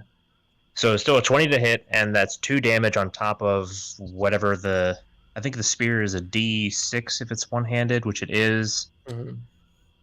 So D6 plus 1 plus Dex. So 6 damage. So it'd be a total of 8. Oh, well, it's still perfect. You pierce through John Lash. How do you kill him? I just send the spear straight through his back and out his chest. Alrighty. Is your hand going in through with it as well, or are you just all the way to like your palm hits his back? And when my grip smacks against his back, I'm just gonna grab him by the neck, just whisper into his ear, "You didn't dodge that one." And then I'm just gonna throw him to the ground. Yeah, he begins choking on his blood as he kind of looks back at you, and Hyde kind of looking over at his bloodshot eyes as he takes his last breath as he crumples to the ground. Yeah, as I throw him to the ground, I rip my spear out of him. Alrighty. You see him fall unconscious and beginning to bleed out. I was about to say unconscious or dead, because he better be dead. Well, he's bleeding out right at this moment. He's just taking a spear nap. Yeah. Everyone's basically either asleep or almost dead, so it will technically go back to the roll of back to the top. So it would be Hyde, which Hyde would probably, to keep his rage going, would either start making his way towards the monkey. So 5 is with his flying speed, just about get there, and The dead bodies. I was about to say, if Hyde wants to give me a smack so he can keep his rage going, he can before he flies away. sadly, Smacks his ass. I'm so Sadly, angry. I don't think he's going to be able to keep his rage, but he's getting closer to the last monkey that's still Well, kind of hanging in there. I thought those two were sleeping. Yeah, you can hit those. I mean, well, I wouldn't have thought of him just to mindlessly start beating on the ones that are asleep. I think he I might. mean, He might try I mean, to eat him. Oh, that's He good. I'll roll it. I'll roll They it. wake no, up. he would. I'm Yeah. sure he would prioritize the ones that are still awake and after Avali. That's very true. wake up No, to I don't know. Hyde doesn't know this man. I'll roll it. Hyde's hungry. He just got a fucking shot to the chest. I'm gonna roll a d6. If it's a 1 through 3, he starts attacking the sleep ones. If it's 4 through 6, he'll go for the one that's still up. Oh, he goes for the sleeping ones. Yeah. Okay, so I'm going to take up his character sheet and then look at his roll for his maul. Then he's going to attack his sleeping one, which is his advantage because it's asleep. No, he So goes. it's auto crit. He bites straight for the heart. That's how I'm imagining Hyde right now. He just fucking rips his heart out. You watch as he just kind of clubs one of the sleeping ones and just literally it just goes immediately to perma sleep, and it slams into its head into bashes like a Gallagher's hammer, like a watermelon spewing across the alleyway. He would have advantage. I don't know if you accounted for that. I did, because Okay, fair enough. it would be an advantage because of the basically auto crit because the character is asleep and laying Oh on the yeah, it is ground. auto crit. Yeah. Yeah. And he just kind of stands wavering over at the monkey that's asleep and probably gonna bash that one too as soon as he gets the second. And then it would be your turn, Avalie, as you're standing kind of at the lip of the water, kind of staring down as it kind of shimmers across. The moonlight kind of reflects up into your eyes. I'm gonna jump into the water and try to go deeper down. Okay, you jump into the water. Yep. So you get about just right where the lip of where the water is. You're just gonna jump down. Yep. Okay. That's about 5 feet, and you easily can jump into the water. And then it becomes.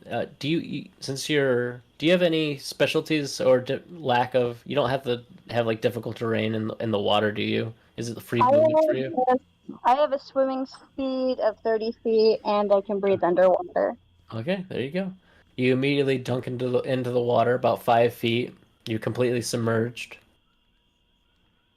And I try to get a little away from the dock just so I'm in deeper water. Okay, you can easily go out your 30 feet, or if you're dashing in the water, you can go 60.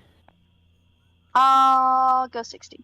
Okay, you go all the way 60 out. You're not necessarily the farthest away from the dock. I mean, you're 60 feet away, but on either side of you is like these long docks that kind of stretch out to go to the actual ships that are here, anchored here. And you start swimming out that 60 feet.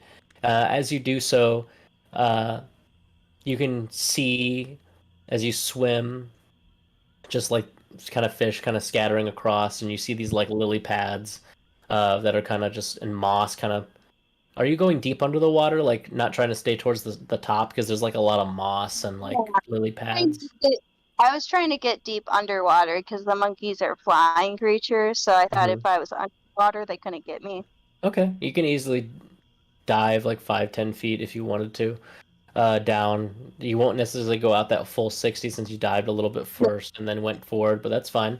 You easily can get out about 40 to 50 feet out into the water, and as you're kind of pushing away this like algae and moss and these large like lily pads, as you're kind of swimming, you kind of see a few like larger, about the same size as you, shapes kind of like move around these lily pads away from you for a moment, and kind of just like slowly like make a few good distance away from you and then kind of curve back towards you. And as you're kind of swimming and feeling like this adrenaline pushing in your body, you see what you thought was just like these like really thick, long lily pads, but you actually see these really strange greenish tint olive like manta rays that kind of just like swim quietly and softly near you around all this algae, and you can see these.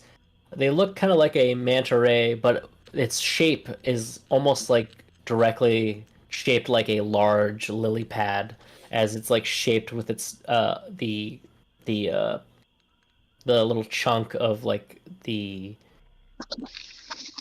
triangle shape bit off its end. Instead of it being like the lip of the lily, it's like a tail as it kind of comes out and it begins to beat in the water next to you as it kind of slowly flaps its fins in kind of like sync with you as you watch this small like little pod of manta rays kind of like swimming with you for a little bit, and they kind of open their small little mouths as they eat up some more algae as they're kind of going by, just kind of looking at you, blinking.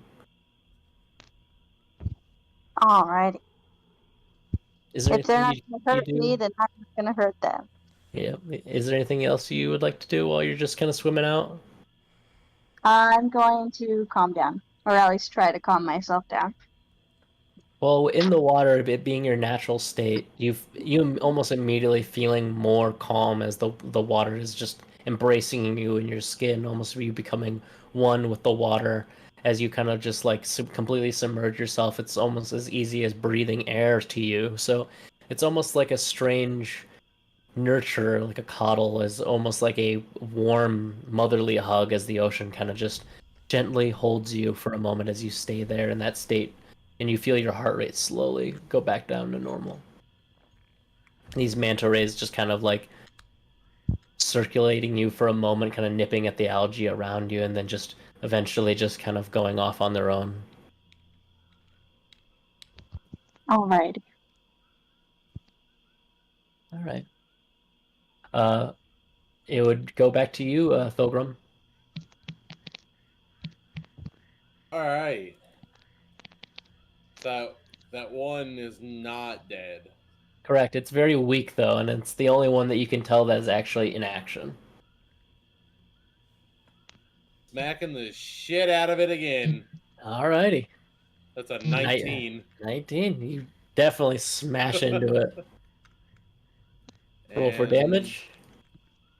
That's a 7. You bash its head in, if that's what you were going for. Yeah, And I they was just going for a downward swing on it. Alrighty. It, like hitting a carnival game, you slam it into the ground as it begins to be basically like smashed in like an accordion as its ribcage pushes through its actual skull as it becomes a puddle onto the ground, a small divot into the alleyway as your hammer comes slamming down as it kind of just creates a small like little bit of dust, and Bugger kind of like looks over at you and stomps his hoof as he kind of nestles his head under you a little bit and kind of just rubbing his head calmly at you.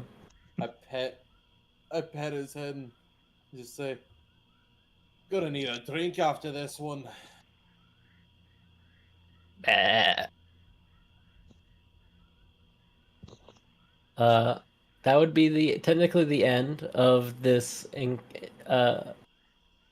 engagement, but I'm gonna roll for hide to bash this other monkey's head in while it sleeps. It's gonna And be an then auto crit, and it's just like the other one. Gallagher's mallet just smashes it before it can even wake up.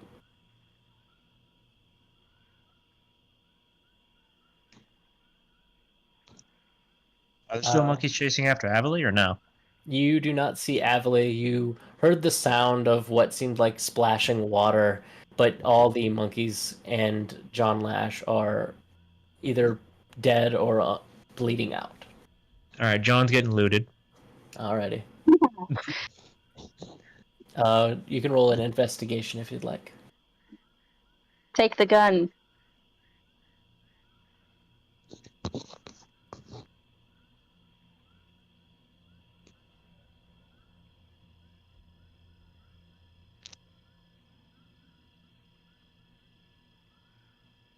Ah.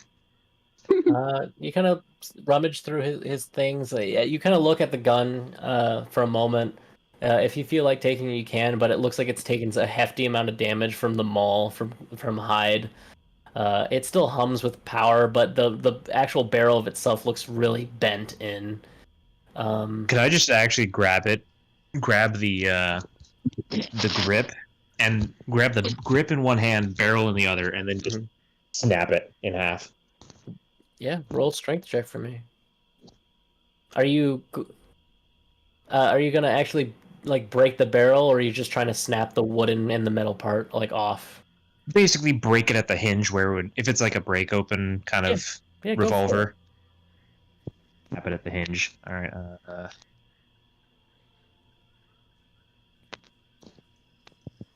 Oh yeah, That's a nat 20 -1. Exactly. That's some damn dark magic. Yeah, you immediately just snap it in twine, avoiding the actual like humming orb that kind of sits in the middle of it. Yeah, I just cast the two pieces aside.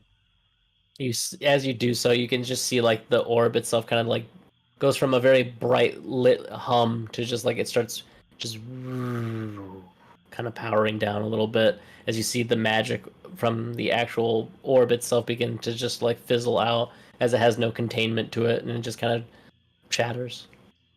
Okay. I'm gonna give what's his name one more stabbing for good measure, and then Okay, you can easily look do for so. What you do find on him is you find a satchel that has the canvas of Avily. You see a small pouch of looks like 10 platinum. You see what looks like just a bunch of like paperwork and letterheads with like different contracts of like businesses of sale and receipts for like different types of animals. You do see his a few rings on his hand and the wedding band. You see the bluish looking gem like ring, a ring that has like entwined looking leaves on it, and you see his wedding band on the other hand. Okay. So all but the wedding band, as far as the rings. The gold is definitely mine. Okay. Do you look at any of the paperwork at all that he has on him? I'm pretty much just gonna take the stuff that pertains to Avily and leave the rest. I don't care. Okay. Are you gonna? Well, if you would, if that means you would pertains to Avily, you would actually find a piece of parchment that looks like a contract about Avily. Okay, I'll take Would it. you take that as well? Yep. Okay. Interesting. You can pocket Interesting. it both if you'd like. I will Which you do take it so. all. Alrighty. Pilgrim, is there anything you're doing while you have Bugger there, kind of just nipping at you a bit? I'm gonna go. I'm gonna go check on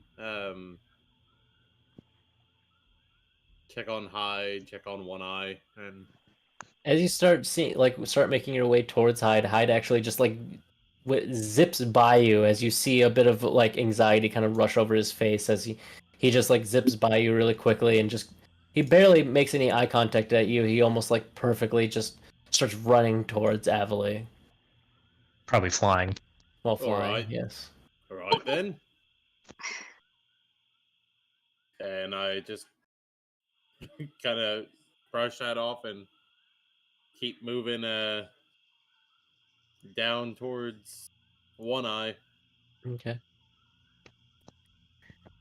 When you see this dwarvish man approach with this ram, kind of just walking in tandem with him a bit, and the ram seems like it keeps on trying to want to lick at his beard and kind of nip at him.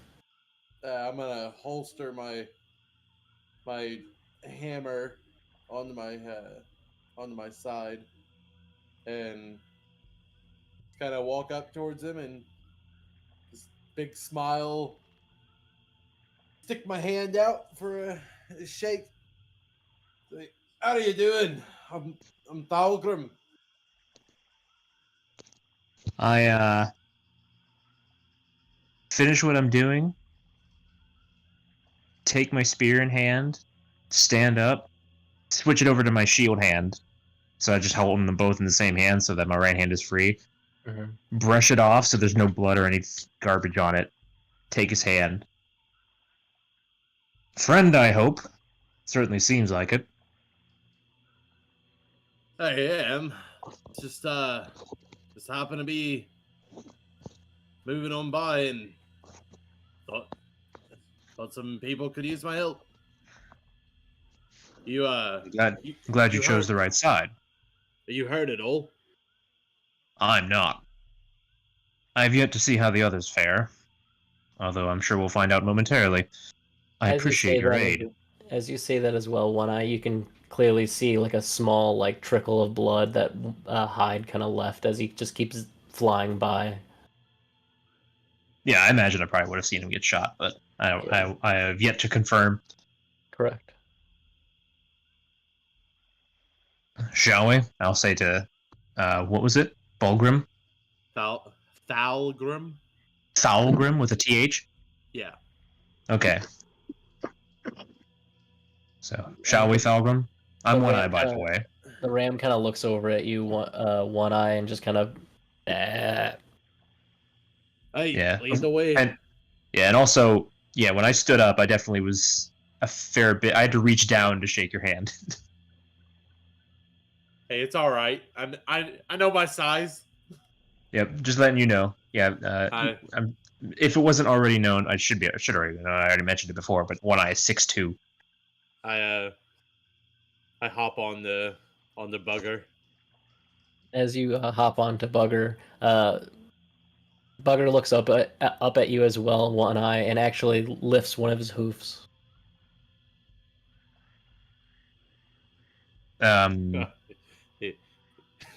He wants to shake too.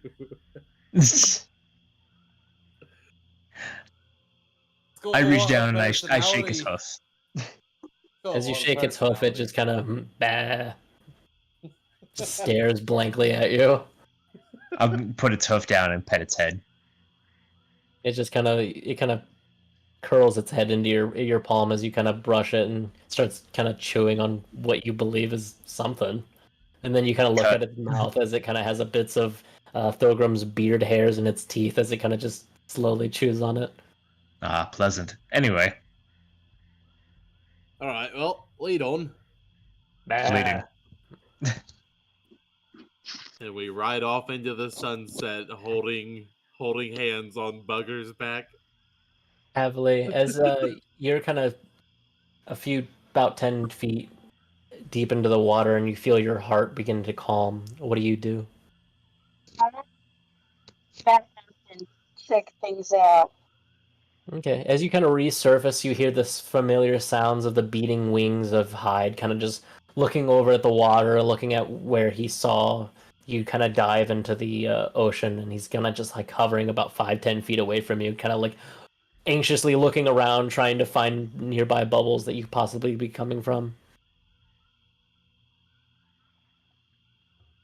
Can I do like a insight or medicine check on him to see how he's doing? Yeah, go for it. You can either just give me a perception just by seeing him and like looking him over, or you can give me a medicine if you want to give a more detailed look over, basically. I'll do perception. 12.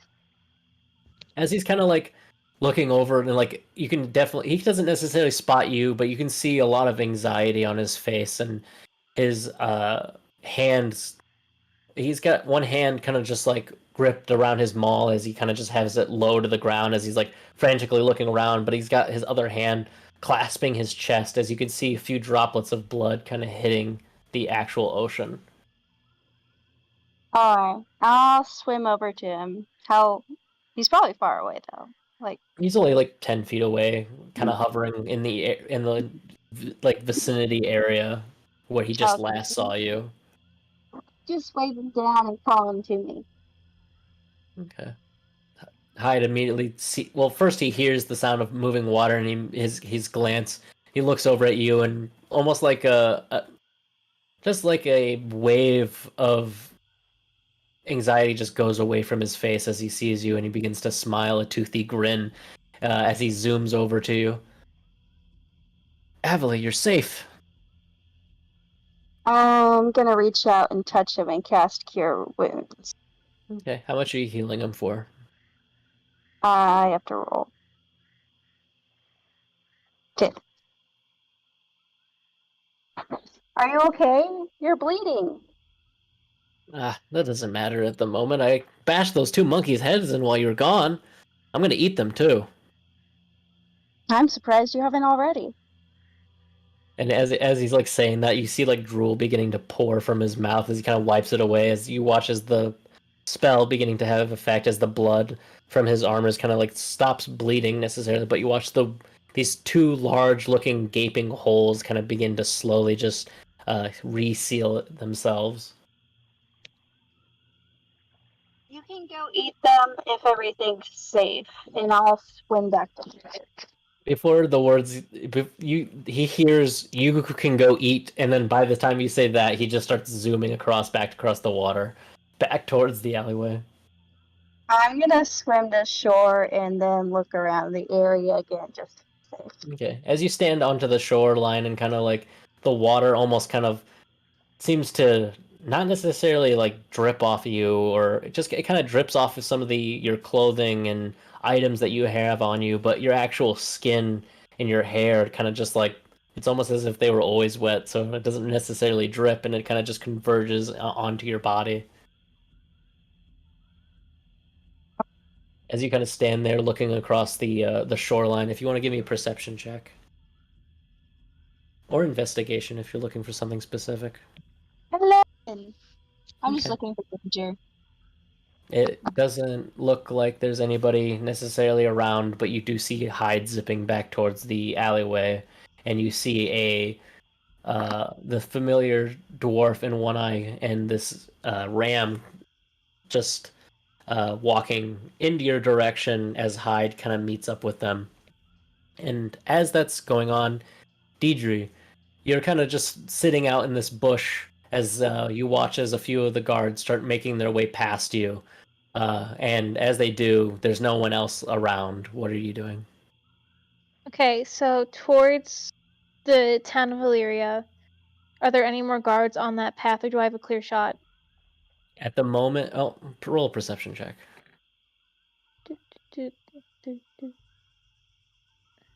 21. You seem pretty confident that you don't see anybody coming. Most of the guards were either carrying some type of light source or like a lantern on their hip or in their hand. And with your gaze kind of looking off into these winding road up to the city of Illyria, you don't see any other lights bobbing or coming off from the distance. So you feel like you have full confidence that you think anybody's coming. Okay, just to be safe, I'm gonna pop open my ever-smoking bottle again Okay. and start to make my way kind of along like the edge of the path towards the city. Okay. There's not much trees, but you can go from like bush to bush and kind of just like start making your way there. Okay. Alrighty. While you're doing that, it's a bit of a trek because it is a long road all the way up there that you guys traveled before with all the other merchants. Necro. You feel your body isn't really there. You feel your mind also is not there. Your consciousness is kind of in this floating ever space of darkness. Like kind of standing naked in the middle of a room, not finding a light. You feel like you want to move your arms and your legs, reaching out for anything, but it almost like this darkness begins to just completely consume your vision and your body. You feel these like odd flashes of your mind, memories, dreams, ideals, kind of just flashing back and forth in your mind for a moment, only feeling yourself and then not yourself. Then you feel like this strange vision kind of envelop you for a moment. You see a body on the ground. It's someone you don't know, as it kind of like quickly decays and then comes back to life and decays and then comes back to life. You see wars. You see lights and sounds and gunfire. You hear the sound of screams and torturous souls begin to rip and shred. You see light, then you see darkness, then you see light again, as you just kind of feel all these waves of emotion and feeling, and all this ideals of everything just being cosmic and coming back, and the stars and the creating of life and then death and back and forth, this weird loop that you continue to go back and forth, on and off, on and off, and then your eyes waken. You are in a room, a dark lit room. You see a body on a table with a blanket over it. You see a fireplace kind of crackling off in the distance of the room in the corner. You see, like on the fireplace, like what looks like picture frames and candles that are kind of like lit off in the distance. It's pretty dark in here. You see chairs to this table that this body's laying on with this blanket over it. You see like throw pillows off in the distance. You see a door off to the left-hand side. You see kind of like this wooden like room, and you see a window off, but it looks like the drapes are pulled and everything's pretty dark and black in here. And the first thing you feel is a hand kind of above your, kind of running its fingers through your head. And a very familiar voice kind of comes to your ears. Well, it seems you're awake. As you kind of like peer up a little bit from your vision, you're still kind of waking up, feeling a bit groggy and uneased, trying to move, but you can't move. And you kind of look down, and you can see you are kind of in the lap of an old-looking crone, a voodoo priestess that you once talked to, that gave you the tools that you do now carry. And as your consciousness slowly reels and comes back to it, you realize that you are a head in her lap. Alive, conscious,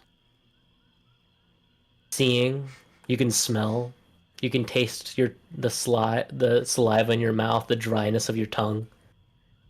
But you are a head in this crone's lap, as she kind of just tussles your hair, as she kind of sits you there. Do I see my scythe or cloak anywhere? No. Well then, Necro sure hopes he's in hell, because this seems very, very weird. As the crone begins to just keep running her fingers through your hair, as you're a head just in her lap, alive. Do you have something to say? No, I was gonna say there's not much I can not like I can vomit or like spit or anything. He's ahead of the game right now. You feel like you can No, you can breathe. You feel like you can speak. Oh no. No. This is too weird. Yeah, it kind of you kind of hear her laugh to herself. It seems it was quite the pickle you ran into, wasn't it, Necro? It always seems like the bad things always just keep coming back to you, huh? You know, I don't know anyone in their right mind that would speak back if they're ahead. I think they would just sit. She kind of just spins your head like around, Like a and as fidget she spinner? does, yeah, well, Just basically turning your head to face hers. And as she does, you can see like the wrinkles in her hands, the kind of just holding your cheeks, and you see just like the same familiar old crone, kind of just like with these dark circular eyes hiding under this hood, her long bulbous kind of warded looking nose, and her toothy grin, probably about 6 to 8 teeth in her actual mouth. Her gums kind of like very high up in her mouth, as a few warts kind of spread across her face and crow's feet pushing back her hair. She kind of just holds your head aloft in the space and kind of just smiles a toothy smile at you. Well, it seems like you've very much got ahead of the situation. She sets your head onto a stool that she pulls from the table, and just kind of sets it facing her as she kind of sits back down into a rocking chair as she kind of sways back and forth. And she just kind of stares at you for a moment as this like enveloping silence kind of just takes you. All right, before I speak, how long did it take you to prepare? Like you were thinking about doing this for a minute. Very long. All right.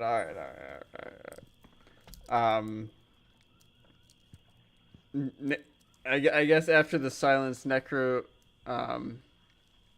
will try to speak and be like, "Well, looks like there's only one true king, and looks like that's the reason why I'm still here." Very quiet. You're quite wise, Necro, even in the dimmest of situations. Her voice kind of just echoes in your ears for a moment, and she just kind of just grinning ear to ear at you as she kind of stands up. She's a bit hobbled and croned over as she kind of hobbles over to the table and spins the chair around so you can see the table. As she pulls the blanket off of the table, you see your body laying still, headless. The cloak still wrapped around your body, the scythe wrapped into your hands tightly. You see your knuckles of your body squeezing. You can see how white and pale your knuckles are as it squeezes the scythe across its chest, just laying on its back. So, is this a new ability that Necro has? Not necessarily. Okay. More of a punishment. Okay, I was gonna say I can use this at some point. She kind of shows it to you for a moment and then kind of looks back at you. Well, I tried my best to sew and twine your fate and body back to its hole, but it seems like when I got there a little late, they had a little bit too much fun chopping your body into bits. And As she kind of lifts your head, and it's such a weird feeling as she traces the bottom of your neck with her fingers, and it just feels like an odd sensation because you could still feel the nerves connected for some reason you're not bleeding or going or any sinew or anything coming off. well, you will function just as normally, but at least you have a bit of a new party trick. As she sets your head onto your body, and you feel like a bit of the sound of a cork being put back onto a bottle, as you feel like your neck stiffen and the muscles twinge, and the sound of your spine beginning to clatter as it begins to almost reattach itself, and you feel all the nerves just shaking and vibrating, and as you the muscles and sinew and the tissue begin to fully be back into your control, it just feels like you've been fully knocked out, and just all your nerves are just on fire. Nice. As you lay on this table, and she sits back down into her rocking chair. Yes, it seems that fate has pulled us back together, I see. So I had to pull you back together. Seems only right. I feel as that this is all my fault. I wish, God, I wish, if I had it my way. That king would have been died when he was a child, a mere infant. The umbilical cord from his mother should have hung his throat from her womb. She stops rocking for a moment as she says this and then just continues back to rocking again. You feel your body come back to you as you can, if you want to sit back up if you'd like. Oh, I think the first thing that Necro's going to do is reach into his bag, grab the calling stone and the I guess the Lyria coins and toss it into the fire because there's obviously a fire going on nearby. Yep, you just huck it into there and it just kind of like pitter patters into the logs as it gets consumed into the flame. Yep. Pretty much everything that like put me to the king, any sort of I guess like identification, any of that. That's all going in there. Okay. Are you standing up and just kind of emptying everything that you have that reminds you of him into the fire? Yep. Well, no. I'm keeping the boots. Okay. I'm not getting rid of everything. I'm keeping. As you kind of vigorously just kind of throw things in the fire, you're just grasping basically at your pouch and just throwing it in. You're feeling all the nerves kind of twitch and act as you're trying to get your body back into your full self.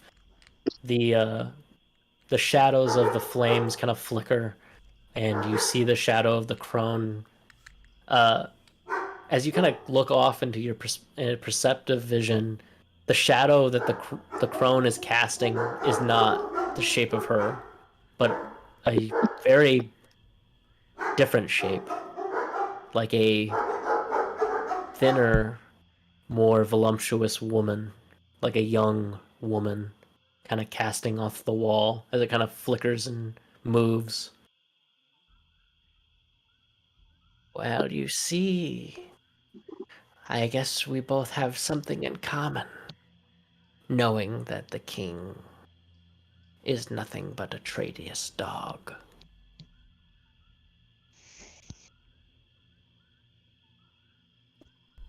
What will you do now, Necro?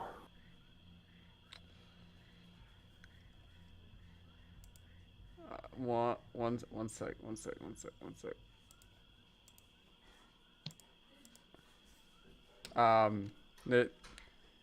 The Necro's gonna like reach, like, as I kind of feel my body. I'm gonna feel for any sort of blood. Because As you look around your actual body, you see from your wrists, your arms, your knees, your ankles, they all have stitches. Like you were literally chopped into bits. Okay, so From each ligament was literally sawed or cut, and you see these nice. strange looking like arcane runes that are almost threaded into your ligaments. As you kind of trace your hands, they don't necessarily feel like they're there, but almost like you feel the bumps of them, but the actual skin doesn't touch. So what you're saying is there's absolutely no bit of blood. You squeeze your hands and your whole body looks pale. No blood. No. And then as you're kind of standing there and feeling the warmth of the fire, it feels strange. You're standing right by the fire, but you still feel cold. And as you kind of like bring your hands to your chest, you don't hear a heartbeat. All right. So what I was gonna do, but I'm just gonna pretend like I'm gonna squeeze blood from my hand. Okay. Like pretty much like into the fire. Okay. And say treachery. And then, yeah, I'm not gonna say any more than that. Treachery indeed, Necro. Please, could you sit for a moment? And she pulls the chair kind of like across from her. and kind of pats it. Oh yeah. Necro, sit down. As you sit down, she kind of brings her hood back a little bit, just to kind of fully take you in, and she kind of brings in a candle from the fireplace on the top, and then just kind of sets it down on the table to bring a little bit more light into the room. My apologies, Necro. For if fate has twined us both, it's probably best that you know everything. Can I tell you a story of the beginning? Yeah, Necro's listening. Once there was 5 selfish gods fleeing a nearby planet, cast out for their desires and beliefs. These 5 gods are called Tarek, god of knowledge and might; Jaz, the goddess of fate and desire; Nazit, god of death and chaos; Liriel, goddess of life and war; Sabrisha, goddess of stars and order. They came across a belt of rock, and elements split apart and cast across the stars. They feared great beings that would torment them and hunt them in the astral seas. Of these righteous gods, they casted them out. Tarek brought his hands and will together to squeeze the stars and elements together to make a planet for them to hide on his brothers and sisters. They rejoiced, for their prayers were answered. Together, they spent decades creating the world we know now as Tyr. The gods spread their will and power and shaped the earth and the stars, and all the rivers and living things in their image. Tarek, the strongest of the siblings amongst them, reigned over the world, having his brothers and sisters create their own beings and creatures to roam the planet and rejoice over the chaotic world. For a long, long time, this brought joy to the gods, watching their creations perish under their will. Until one day, Tarek's siblings began to love their own creations, feeling their godly will, filling their mortal creations, and helping some to achieve their goals. The gods began to make 2 champions, each imbuing them with their powers and finally bringing balance to the world and the order to the chaos to stop. Tarek, angry with his siblings for going against his wishes to not meddle in the mortals' affairs, also created 2 champions of his own to kill his brothers and sisters. These champions were named Nez and Seer. The 2 then attacked and killed his brother Nasset while he slept. Soon after, death no longer held the strings of fate together on Tyr, sending everything back into chaos. The siblings mourned their brother's death and burned with hatred for their brother Tarek. They banded together and sealed him away forever in the center of the planet. After doing so, the gods felt weakened by sealing their brothers away.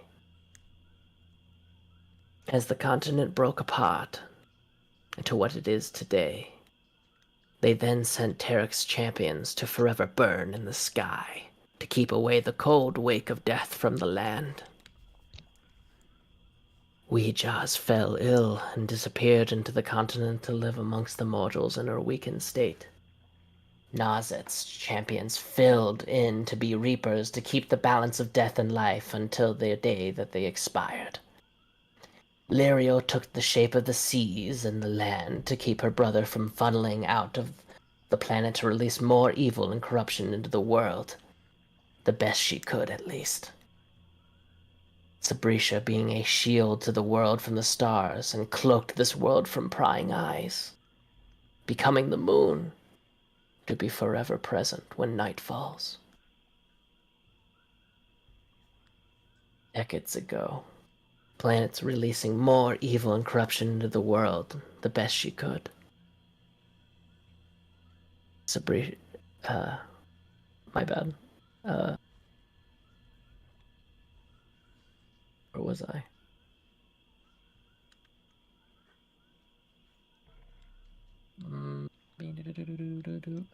God, this is such a long document.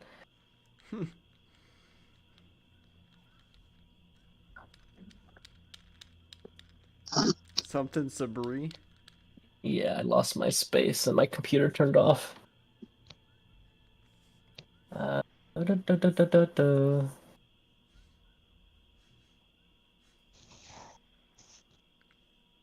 Uh,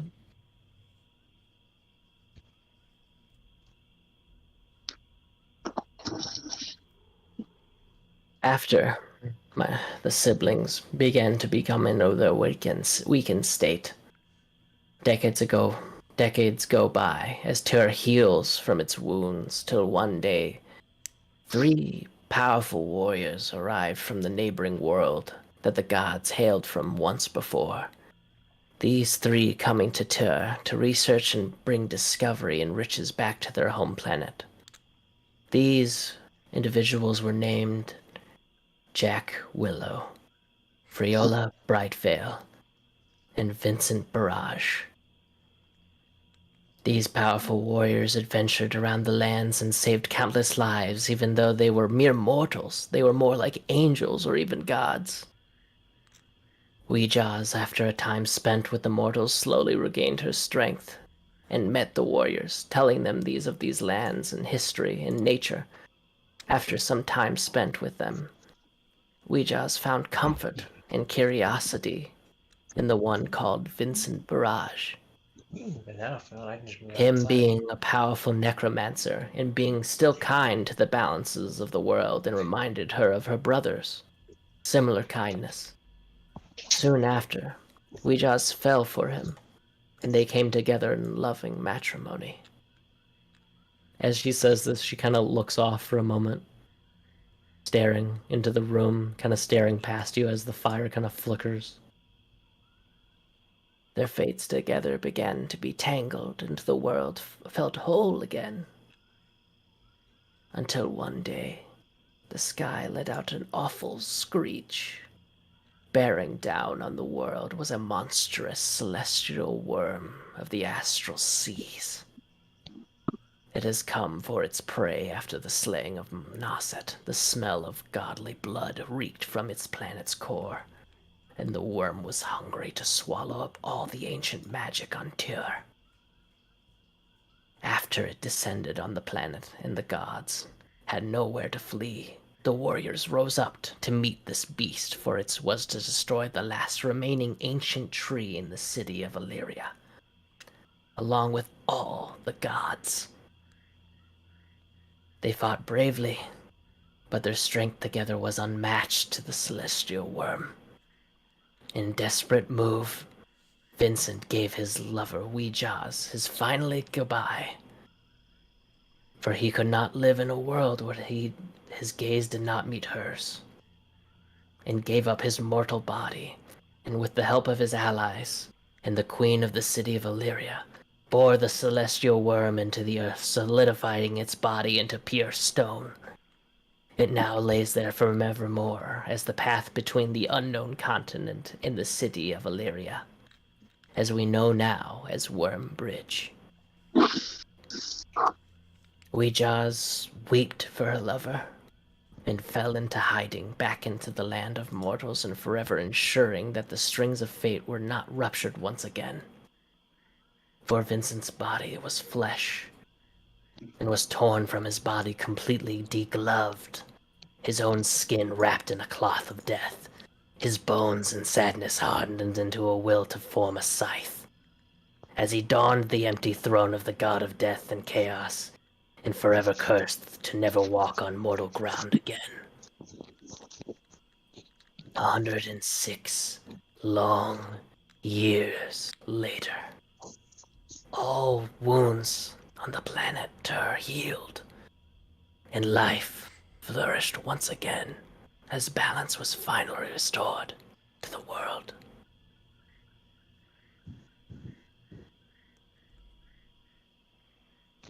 As she stares at you, Necro, her lips kind of just quiver a bit. You see a tear roll down her cheek for a moment.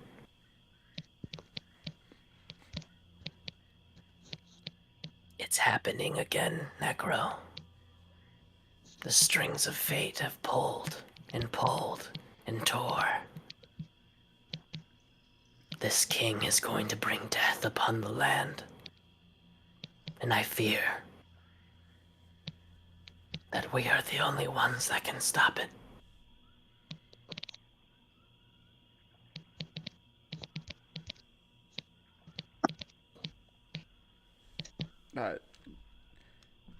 Necro's going to stand up. Because this is a place where Necro's been before, right? Yes. Okay. It is the The exact same one. priestess. Yeah, it's the priestess's cottage. Okay. It's just a very small little home. Yep. If I'm not mistaken, it's right outside Trencher. Yes. Yep. Necro is gonna stand up. He's gonna grab his scythe. As you stand, she kind of stands with you and kind of outstretches her hand to yours. Yeah, Necro grab her hand. As you kind of take her hand, it feels not as wrinkly, but it feels soft. And as you kind of like look up at her, you see this beautiful, stunning woman, long curly hair coming down to her shoulders and chest. She's thin, long, beautiful kind of dress kind of sweeps over her. Her height almost kind of coming up to a full height is about only a few inches taller than yours. These ruby lips kind of like piercing down with you at you with these like piercing astral looking eyes as she casts them down at you. And you see this small smile at the curl of her mouth as she looks at you. But tears still kind of well up in her eyes a bit as she kind of looks at you, and her hand kind of clasps yours for a moment. If you ever see him, or meet his eyes and gaze again, give him this for me. As she brings her fingers to her lips and presses them to yours. And as she does so, you feel the warmth for the first time as her fingers touch your lips, and she's gone. You stand in this kind of hut alone. The fire crackling behind you. The shadows dancing around you. And for the first time, as you notice as well, you cast no shadow. And that's where we'll end this session. Oops. My goosies. Jacob, you Alright. can't just bring her into this like that. Of course I Jacob, can. you can't do that. Hey man, she is the fate wielder, man. She's gonna make it God, I happen. love her. You can't do that. Oh my god. Emotional roller coaster, am I right? Alright. This is a session I've been waiting so long for. Alright. I got questions.